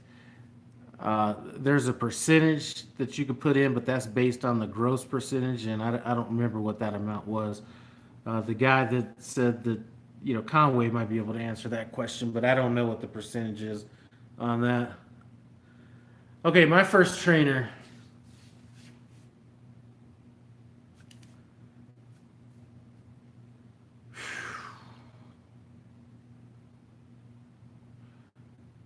All right, so first of all, I did not do my training on the road with the PSD trainer.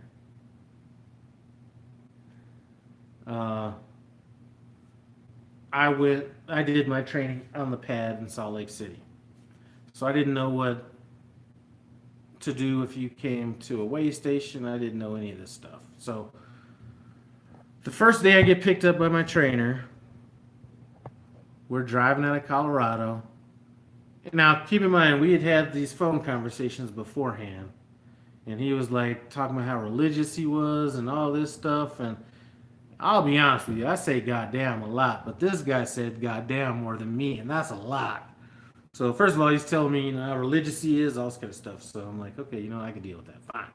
So we get driving. Mind you, like I said, I had probably only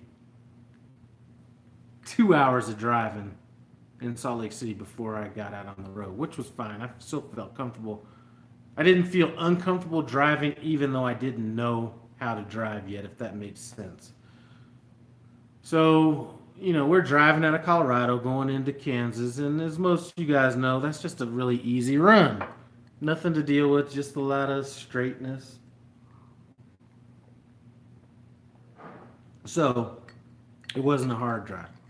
Now, we're coming up to this way station, and he's already back in the back sleeping, or at least laying down. So I'm like, I call him, I'm like, hey, here comes the way station. What am I supposed to do? And, you know, he's like, what the hell do you mean? What do? You follow the goddamn signs.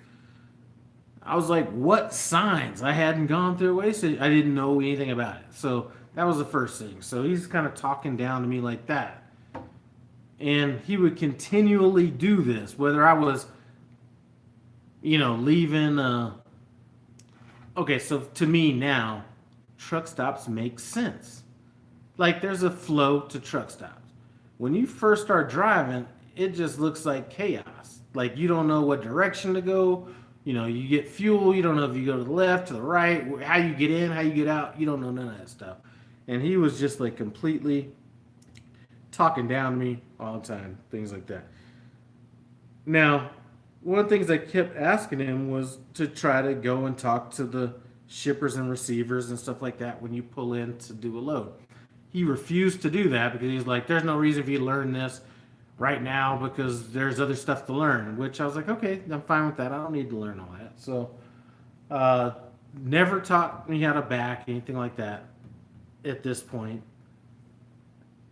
So anyway, to make a long story short, he's been talking down to me for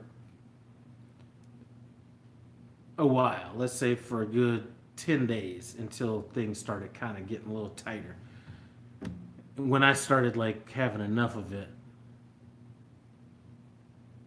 So one day we're driving and he tells me, you know, just drive till you get to this Walmart. So I don't know if he expected me to take a break at some point or what it was, but I was pulling up to this Walmart, and it was like 3 hours before the appointment. Now, the only reason I knew that you couldn't go to a Walmart any earlier than an hour before your appointment was from watching YouTube videos. So I pull into this like little commercial place, and I like wake him up, and he starts cussing me out for waking him up. And I'm like, here, we're at the Walmart. What do you want me to do? He's like, what time is it? And I tell him what time it is. He's like, well, God damn it, we can't pull in until this time. And I was like, we're not there. I'm like parked over here. And he's like, well, wake me up at 5 o'clock. So I go to wake him up at 5 o'clock. And then he's like, well, did you check in? I was like, motherfucker, you never told me how to check in yet. So anyway, there was just a lot of this condescending talk that was going on during this first 10 days. Now, people are going to say, well, you just got to deal with it or you were overreacting. Listen, I was buying all the food. I was not like your normal trainee. If we went somewhere, I was buying the food. I was buying it was the exact opposite of what the normal situation is. Never asked for anybody to pay for no showers, bought all my food, bought all his food, all that stuff. So it wasn't like a normal situation. So anyway, we're at this Walmart, and I had to take a shit. Now I don't really, I'll hold my shit to go at the showers and truck stops, but I had to. So this particular Walmart had a very nice driver lounge. I forget what city it was in. Very nice driver lounge, flat screen TV, like free coffee, all this stuff. So I go in there, hang out, do what I gotta do, hang out in there and get my little free coffee, a little TV, whatever. Then I walk back out to the truck. I walk back to the truck. There's a bag that's laying on the passenger side, which is the side that I was getting in. So I just pick it up and then move it to this bucket that was like between the seats. Mind you, he was storing piss like he was selling that shit on the black market. That's another thing. So I move this bag to into this bucket or whatever, and then he I forget if he was outside, but he comes in, he's like panicking, like, where's this bag? Where's this bag? I'm like, I put it in this bucket back here. Why? What's up? He's like, well, I just took a shit in that bag or whatever. And I was like, that's when it hit me. Like, okay, I could be disrespected and have somebody talk down to me. I could have somebody possibly shit all over the place and piss all over the place as long as I'm being treated with respect. But I cannot be talked down to and having somebody shitting and pissing all over the place. So that's kind of when I was like, okay, the next time some shit happens, I'm speaking up. So later on that day, we go to pick up this other load, and I think we're in Arkansas or something somewhere. It was like a poultry load, and they're loading the trailer. And I'm sitting in the driver's seat, and the yard jockey comes, and he's like, hey, man, can you pull this trailer up about 20 feet, so I can get this other trailer back in to get it loaded. So I'm like, okay. Start up the truck, and about to pull it forward the 20 feet. So I put it in gear, and the trainer's back there, what the hell are you doing? I'm like, well, the yard guy wanted me to move it up here so we get this other trailer in here, He's like, did you ever think about looking at your air gauges? I was like, yes, at 90, but we're just moving up here. So I think that's, no. Oh, so now you know enough to be teaching instead of me, talking down to me constantly. And I'm like, all right. So what they taught us in Salt Lake City was to bring your air pressure up, put it in neutral, step on the accelerator, and then that'll air it up fast or whatever. So I do that, and he starts going off again. So finally, at this point, I'm still not acting because people that know me know I'll get off in your ass. So, but I'm still okay, listen, if I'm doing something that upsets you, it's not like that has been my goal. If I'm doing something that you don't like, it's either because I've been taught a different way or I don't know any better. So that was kind of what I said. And then, I pull up or whatever, and then, and actually that's when I'd said this to him, and then he's, even me saying that brought up a fucking conversation that, he had to dominate. So finally, at this point, I was like, you know what? And I said it almost like this. I said, you know what, motherfucker? I've been sitting back here listening to your dumbass for damn near 2 weeks talk down to me, and I've been biting my tongue listening to your sorry broke ass for, whatever. I just kind of went off. And then he's like, he kind of was like, I don't know if he's an older guy. He was probably in his upper 60s, but if you've ever seen like an older guy that like is trying to say something, but he gets kind of caught on his words, like, you kind of got into that point. He's like, the last person that talked like this to me on my truck, I let him off on the side of the highway. And I was like, motherfucker, you could let me off on the side of the highway in Thailand, and I'm going to be home in 3 days, so you do what you got to do. So he's like, well, I'm going to call the dispatcher. So at this point, I'd started recording things and taking pictures. So this had probably started maybe about 3 days prior. So I had pictures of what the truck looked like. I had like videos of the way he was talking, shit like that. So I had him in my crosshairs if the shit went back to prime. So I called back to Salt Lake City. And for those of you guys that know Tim in Salt Lake City, I called him just to see kind of what to expect when he calls his fleet manager. So we have a conversation, and then I call another guy that had trained for Prime. And in the meantime, the trainer came back into the truck, and he's like finishing his conversation because he's still pissed off about what I said to him. And he's like, well, I talked to the fleet manager, and you'll be lucky if you have a job when you get back to Prime and all this stuff. And I mean, at this point, people already know my character. The trainer, Tim in Salt Lake City knows my character.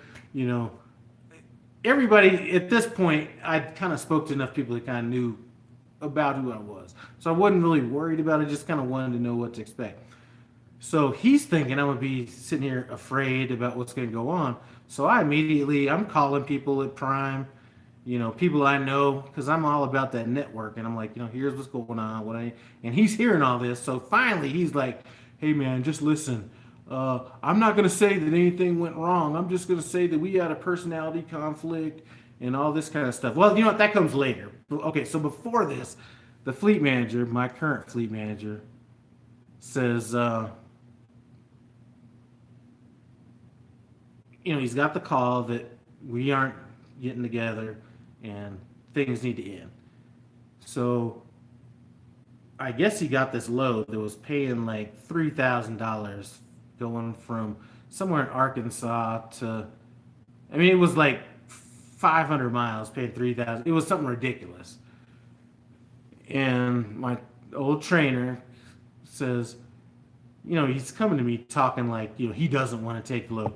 Well, James is wondering if we could run this load and then get you back when the load is done, get you back to Springfield after the load. So I was like, listen, man, I don't have a problem separating personal from business. So if it would help you out, if I, run this load with you, I'm all fine. And then he flipped out. Oh, God damn it, you're not helping me. Who the fuck do you think you are that you can help me? I'm the one that's helping around here, all this stuff. And I was just like, you know what? You're too goddamn stupid to know when somebody's helping you out. You know what? Just get me back to Prime and do all that stuff. So get me back to Prime. Next day, I call my fleet manager. My fleet manager, I call my fleet manager, and it almost seemed like he was trying to like have a little bit of an attitude at first, So I called him up. He's like, well, what happened? I was like, you know what? I'm going to come down and meet you in person. So go down there to meet him in person, just so we could look at each other face to face and understand we're on the same playing field. And it's like, what's up? He's like, well, what happened? And I was like, well, what did he say? He said, well, he just said that you guys didn't get along. And I was like, well, if that's what he said, then I'm fine with that. So he's like, all right, well, I got another trainer coming in. Just go back to the hotel room, and you should be in the next couple days. And then that's when my other trainer came in, young dude, half my age, 25 years old, and the rest is history. Spent 150,000, 130,000 miles with him. So that's kind of the story in a nutshell, more than anything. But I've seen that happen to me, but I've seen trainers out there with Prime. As a matter of fact, hold on a second.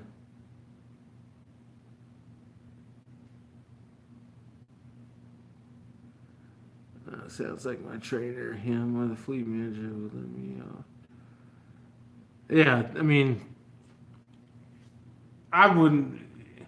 I've been telling people if they're not, if their trainer's not treating them with respect, to get off the truck. So.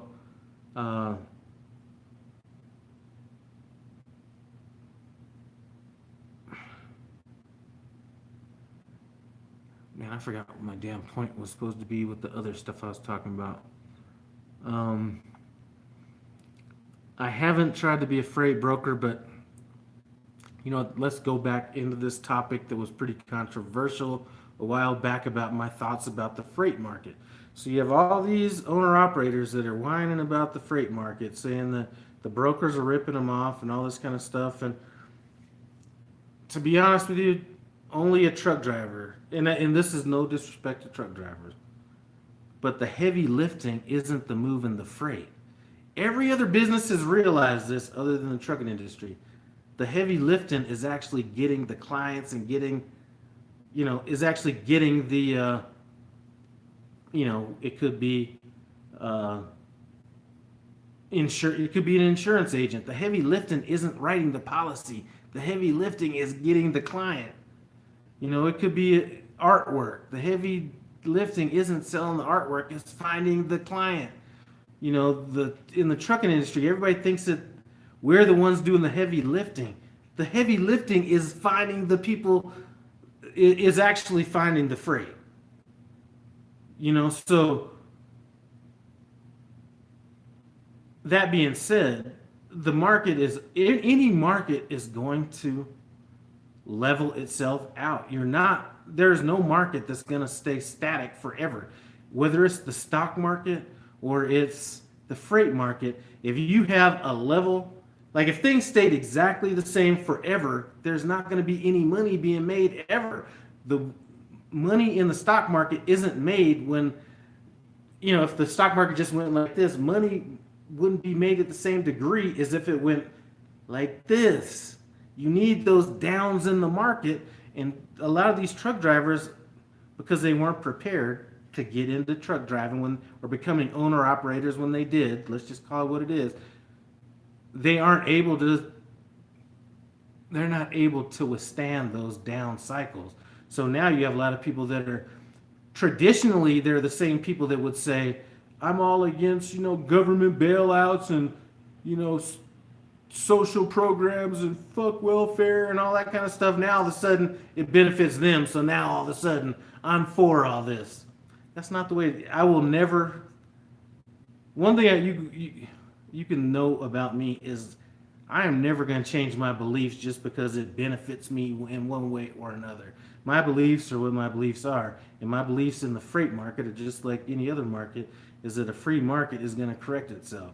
As soon as you start putting caps on, and you have these owner operators that are saying, well, we were running for less than cost because we wanted to help America.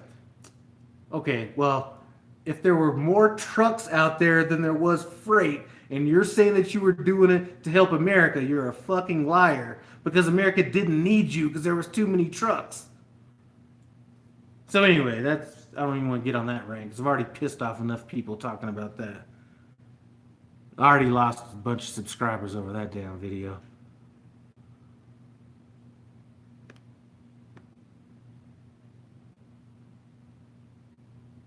Let's see.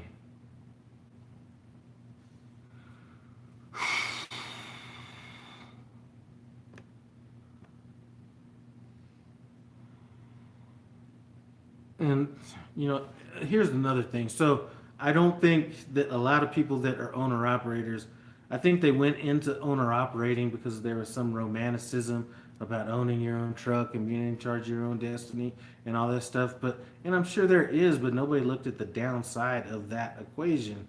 So one of the things that if there's a lot of people that have been in here on this, that some have left or whatever that I talk to on the phone, and the one thing I'm always saying about anything is once you never want to go into something with enough money. You want to go into it with more than enough money. So whether it's leasing, and I've said you could go into leasing with no money and still make it fine, and you can, but if had you gone into leasing and had the things that happened to me happen, you would be in a world of hurt. Because I went into leasing and had enough money before all this shit, and a deer hits me, $1,000. A car hits me, $1,000. I got to go in the shop for a week, $1,000. Or not a week, or I pay what, $750 in the hotel out there, and I miss a week of work. So I mean, all this stuff that kind of compounds. Had I gone in with not having that cushion, I could have been set up for like one of those situations where you just perpetually stay in the hole. So my thing is, you have to be disciplined when you do this. And this is not just trucking, this could be anything. Be disciplined enough to set aside some money so you can withstand all these ups and downs. And you're not at the whims of the market. If the market gets bad, you shut it down. When you want to take time off, my fleet manager asked me when I want to come back out. I said, you know what? Don't call me. I'll call you. I'm not stressed out about like, am I gonna make them? How much money am I gonna lose? You just gotta save the money. And once you're able to dictate things, it like takes so much stress off of you. You're not like worried about what's gonna happen with the market or what load you're gonna get, or is this load paying on this pay period or the next pay period, or can I fill up now, or do I need to like just put enough in to to where it's not going to hit this pay period.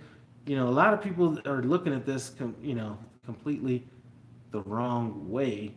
And from an owner operator standpoint, you cannot look at things like you cannot be as broke as some of these owner operators I've been seeing.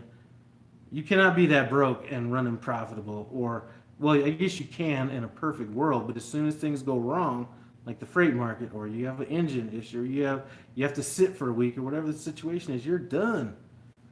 And there's a lot of owner operators on YouTube that I'm just seeing that are just like they shouldn't have been the owner operators. I'm done. That was all I wanted to say. Nothing wrong with crawling before you walk. 10,000 is more than enough. Listen, you don't have to have any money to go leasing. I'm just saying I need a certain cushion. 10,000 would be more than enough. But there are a ton of people at Prime that do it like, listen, most people that come out of school, that go into leasing, have negative money, to be honest with you. Most of them have either loans they haven't paid on, or they have credit card debt or whatever the situation is, and they have no money in the bank, and they go lease, and most of those people make it. But I'm just saying that everything has to go right for that to happen. You can't have what happened to me happen and have that be a smooth transition. So I don't know what the right number is. One thing I know after going through this is I would probably, if I had to put a number out there, I would say I would feel comfortable with 5,000. I mean, 5,000 is so easy to get. 5,000. I mean, just enough to withstand a bad week or two.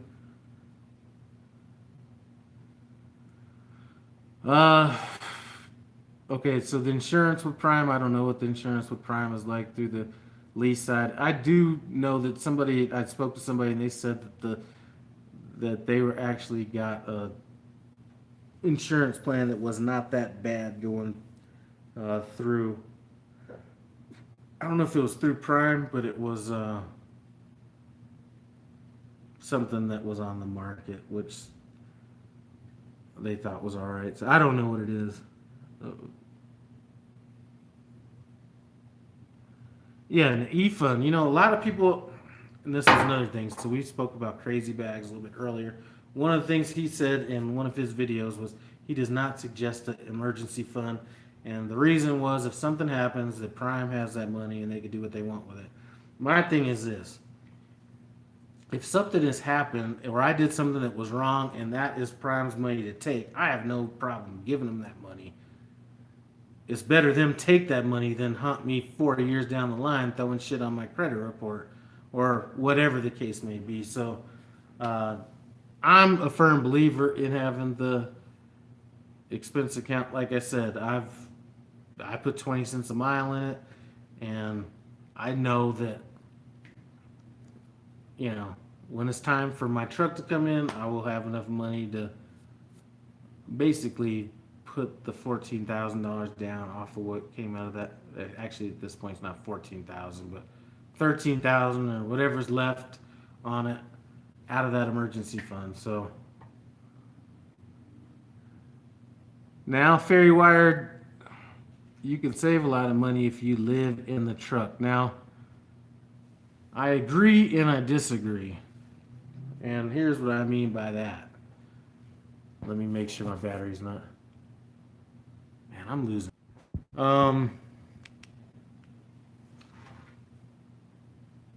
I think that you can actually save a lot of money by not, by living on your truck. But I think that if you were to own a house, you could actually make more money in equity on that house than the money you would save by living on the truck, if that makes sense.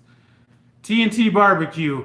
Now listen, if there's somebody that knows that I keep it real, Thyron, could you tell everybody that I keep it like real in the comments below? People may be thinking I'm just, like talking outside of my ass or something like that, but he's somebody that definitely knows that I keeps it real.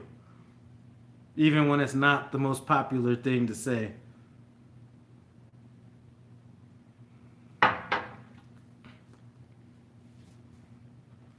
Man, I think my phone's about to...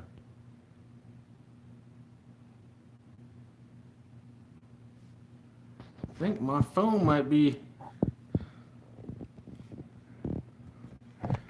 Alright, so... I did a video a while back where I was talking about law enforcement and things of that nature. TNT Barbecue happens to be a prison administrator, so, while traditional cops are whooping people's asses out on the street, he gets to lay a little bit lower by doing it in prison, where things are a little bit more undercover. You know what I mean? I'm joking, Thyron. I'm joking. I'm joking, brother.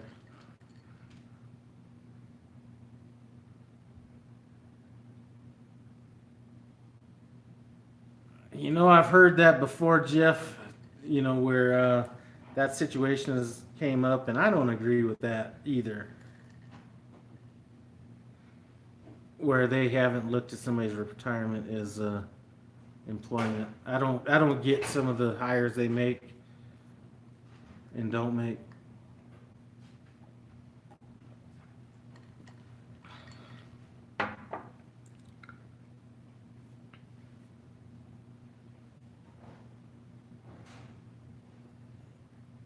What's up, man?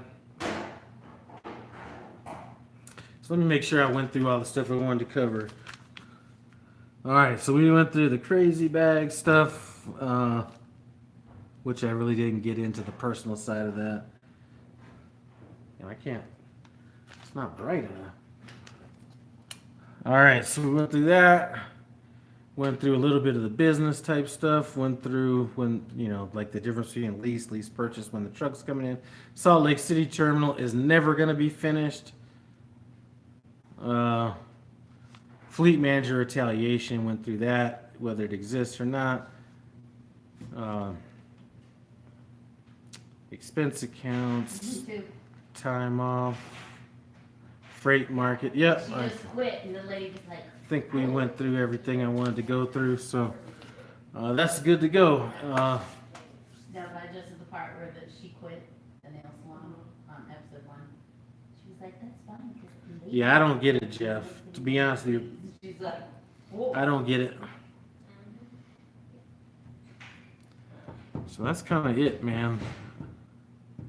I don't keep it as exciting as some of these other guys out here. I don't have as much shit to talk, I guess, but yeah, I do love Nebraska. If that's the NE, I love Nebraska. I'll drive all over Nebraska. I'll just be like this, one-handed.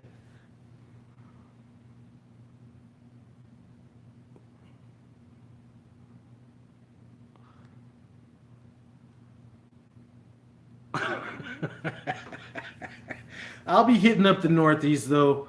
As soon as I get out here teaming with my new dude, we're probably gonna end up doing that coast to coast stuff. So I'll be hitting all the California I don't like to hit, and hitting all the Northeast I don't like to hit. So luckily that's probably only gonna last about 4 or 5 months. So I'll only have to deal with for that short a period of time, right before the dead of the winter happens.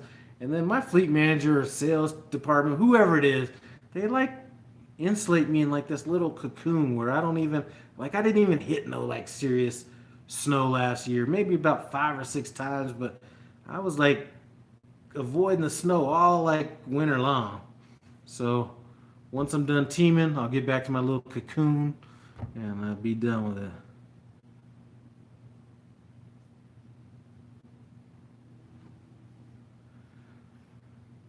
Peter Trucker, man, we just spoke about a few different things. Nothing serious, man. I don't know if you've been to the Salt Lake City terminal in a while, but that's never going to get finished. It'll probably be finished sooner than it's going to take for you to go through inbound or outbound the next time you're there, but that stuff is taking a while to get finished. Just kind of what to expect if you take some time off.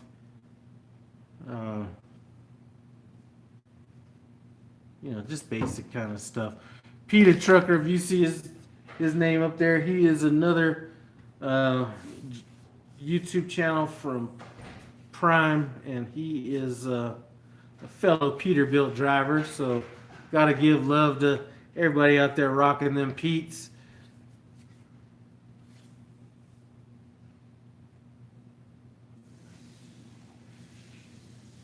And I think he's kind of similar. He doesn't necessarily put his exact pay out there. So when I spoke about pay earlier and I said check out Kitty the Truckers. She's put some pay statements out, which I think are pretty accurate as far as what you can expect from leasing. So we went over that earlier.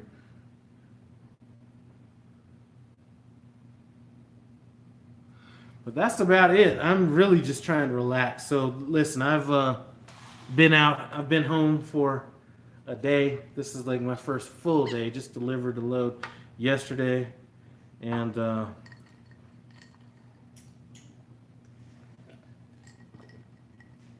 gonna stay here about a week. Just try to rest up, go out to Springfield, get my APU worked on, maybe get a refrigerator added to my truck, maybe. Well, not maybe. I need to get a upper bunk mattress set up, and then we're gonna be running as teams, and that's kind of it. So it's gonna be it's gonna be a new adventure, running coast to coast again. Hopefully, I don't expect it to. Me and my last trainer, we had a special relationship, even though that fool doesn't ever call me no more. But we had a good relationship where I had never argued with anybody less in my life than him, so it was just kind of weird. It's okay. Why did I decide to team? Okay, so I had been saying I wanted to pay it forward and train somebody. Because somebody obviously had to train me. And, man, my battery's going out. But somebody had to train me. So what I said was, I didn't want to really train until I knew, until I had everything like 100% locked down. And, anyway, so I wasn't going to train for probably another year. Now, my apprehension to training was I still felt uncomfortable training when when I drive to the Salt Lake City yard and there's a truck that's like demolished sitting out behind inbound, or I drive to Pittston and there's a truck that's been rolled over. So I've kind of felt a little apprehension to training because those were two training scenarios. So when he came to me and said, you know, here's my situation, you know, kind of explained it. And, you know, if he wants to go into that story when we're teaming together, he can, but basically asked me if, you know, if I wanted to team, and I really had to think about it. And really what it did was it accomplished what I was going to get out of training somebody, because I am paying it forward. I'm really not doing it for the money, although it is going to pay a little bit more money, and I'm probably going to pay him overly fair. I'm not sure how that's going to work, but that really isn't the reason why I did it. So, I mean, I guess that's kind of my mentality in it. And it's not going to last forever. So, you know, it's probably going to last about the amount of time that a training cycle would last. So, that's why I'm doing it. Plus, it does take a little stress off me. I mean, although I don't like driving California, I don't necessarily like driving the Northeast. I don't have to worry about parking in any of those situations. So it's just a less stressful environment. And, you know, I think a little bit more logically than my trainer did. We were just running just to run. Like, I don't know if we were trying to prove shit to each other, like, you know, running all these hours. Me and this guy are not going to be running no 10 and a half, 11 hours of shit. You know, it's going to be like 8.5, 9 hours maybe, with an hour break instead of a 30-minute break if you want to, or some shit like that. But we're not just going to be out running just to be running. And I hear you. You know what? I didn't necessarily want to necessarily team too, but I felt it was some kind of an obligation to at least try to pay it forward. And I agree with all that. And when I'm done, or when we're done, I'm going to go back to being solo, and that's going to be it. I'm not going to go to training and doing all that stuff. I have no real interest in doing that. I just did it specifically to pay it forward. And I did get to meet, you know, this particular person when I went through the Salt Lake City terminal at one point. So it didn't come out of nowhere.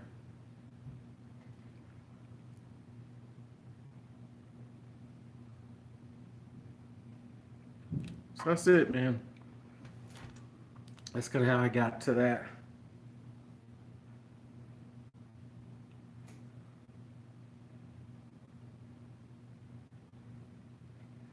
I don't know if anybody's still in here does anybody not love detention pay?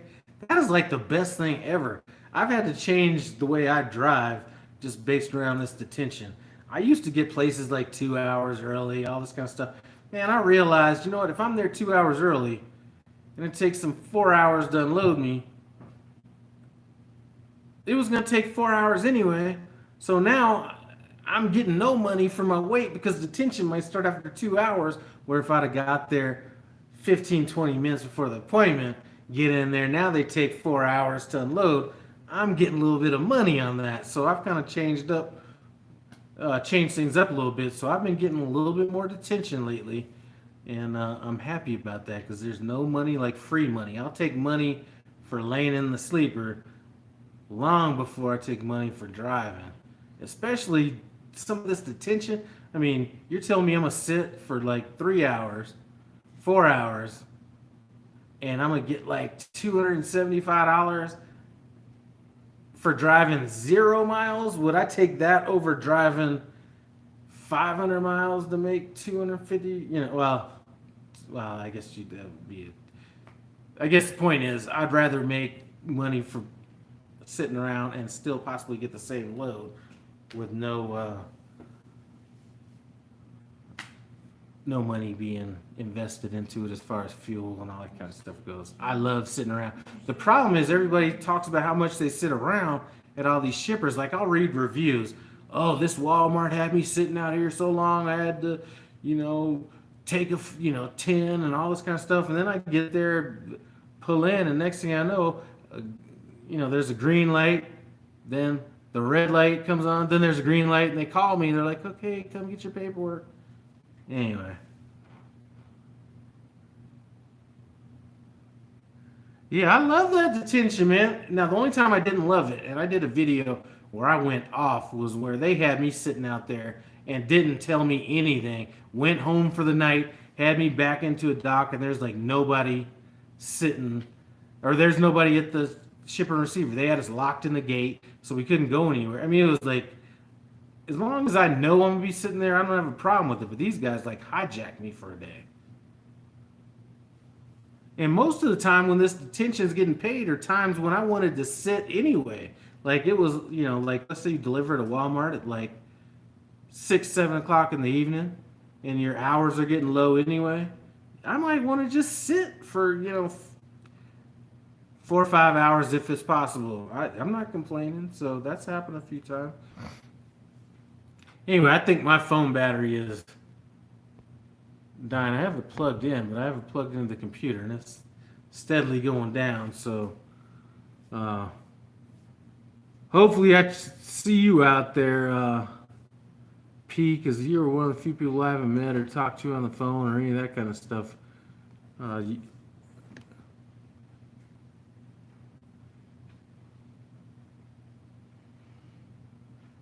Yeah, I'm gonna maybe start editing this video later on today, maybe tomorrow morning, and that is it, man. But I do appreciate you guys stopping by. No Hippie Truck and Transportation this Saturday. What is today? Tuesday, Saturday. I will be putting up my video for the Salisbury steak that I put out on that I just filmed a little while ago. Simple, easy video, but when you come into town and you're all kind of wore out, you don't want to be looking for no hard stuff to cook. So that was a video I just did today to throw up on that channel on Saturday. But that is it. And I do want to appreciate all you guys that supported me. I'm going to say this real quick before my battery goes out. There have been guys like Sam in Utah. Every time I go out there, he's asked me to, stop by the crib, or if he wants me to come, if he wants to take me to Walmart or something like that, just different people. Muhammad I speak to, I just speak to a lot of different people out there that keep me in a positive space, and I appreciate everybody out there that does that. So,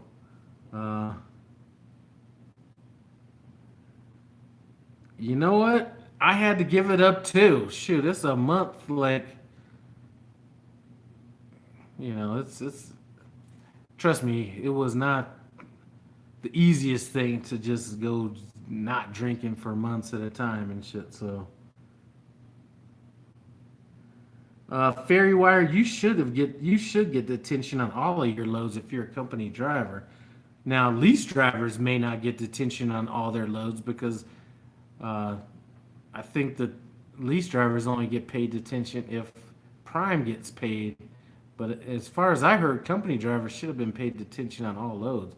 It's just a certain lower dollar, I think it's $17 an hour or something.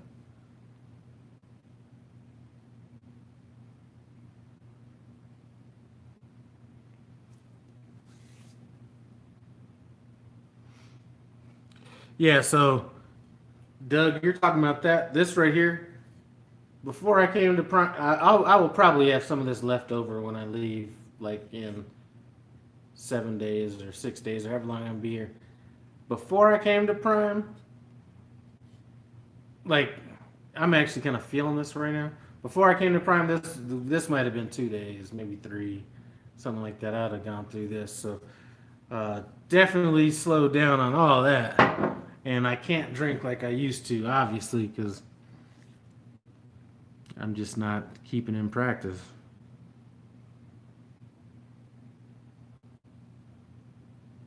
Cactus, Texas. Man, I just went to that was a place where I made a ton of money on detention, sitting in that little dirt lot. Hey, Doug, before my camera goes out, did you see that little pack of dogs that runs around out there. It's like this gang of dogs that, like, I don't know if they're homeless or what, but you have like a big tall dog, then you got like these little dogs, like you have all these different dogs and they just run around like they're like this little pack. I mean, it was the funniest thing I've ever seen.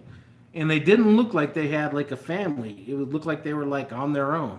And they all were just like running all over the place. It was weird. Tell me if you saw that if you were at Cactus, Texas. Because they were out, they've been out there the last 2 times I went out there.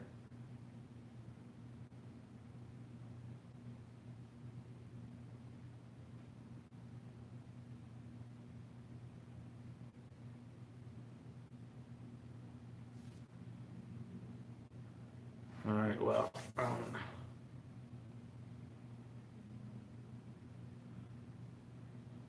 you know, the worst place was, see, I didn't mind Cactus, Texas. What is that? That JBS or whatever that meat plant is. The worst place in Texas is right down the street from that Petro in Amarillo. This like total chaos. Like you go down that road and it's like this huge ass place, but they got trucks like parked everywhere, and it's just like chaos. That's the worst place. I don't even remember the name of it, but uh, I've never been to Cargill and Fiona. You know, usually from what I've seen, the places that don't pay detention seem to pay more in the load. So I don't know if if it gets built in. Well, I guess this company it may not matter, but I've heard company drivers got paid detention regardless if the company paid detention or not. I thought that Prime paid detention to company drivers regardless of if they got paid by the customer or not. So tell me if that's wrong before my battery shuts off.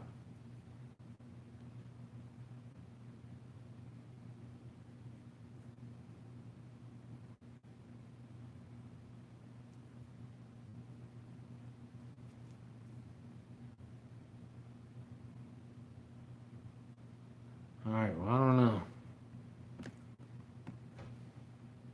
I think I'm dying.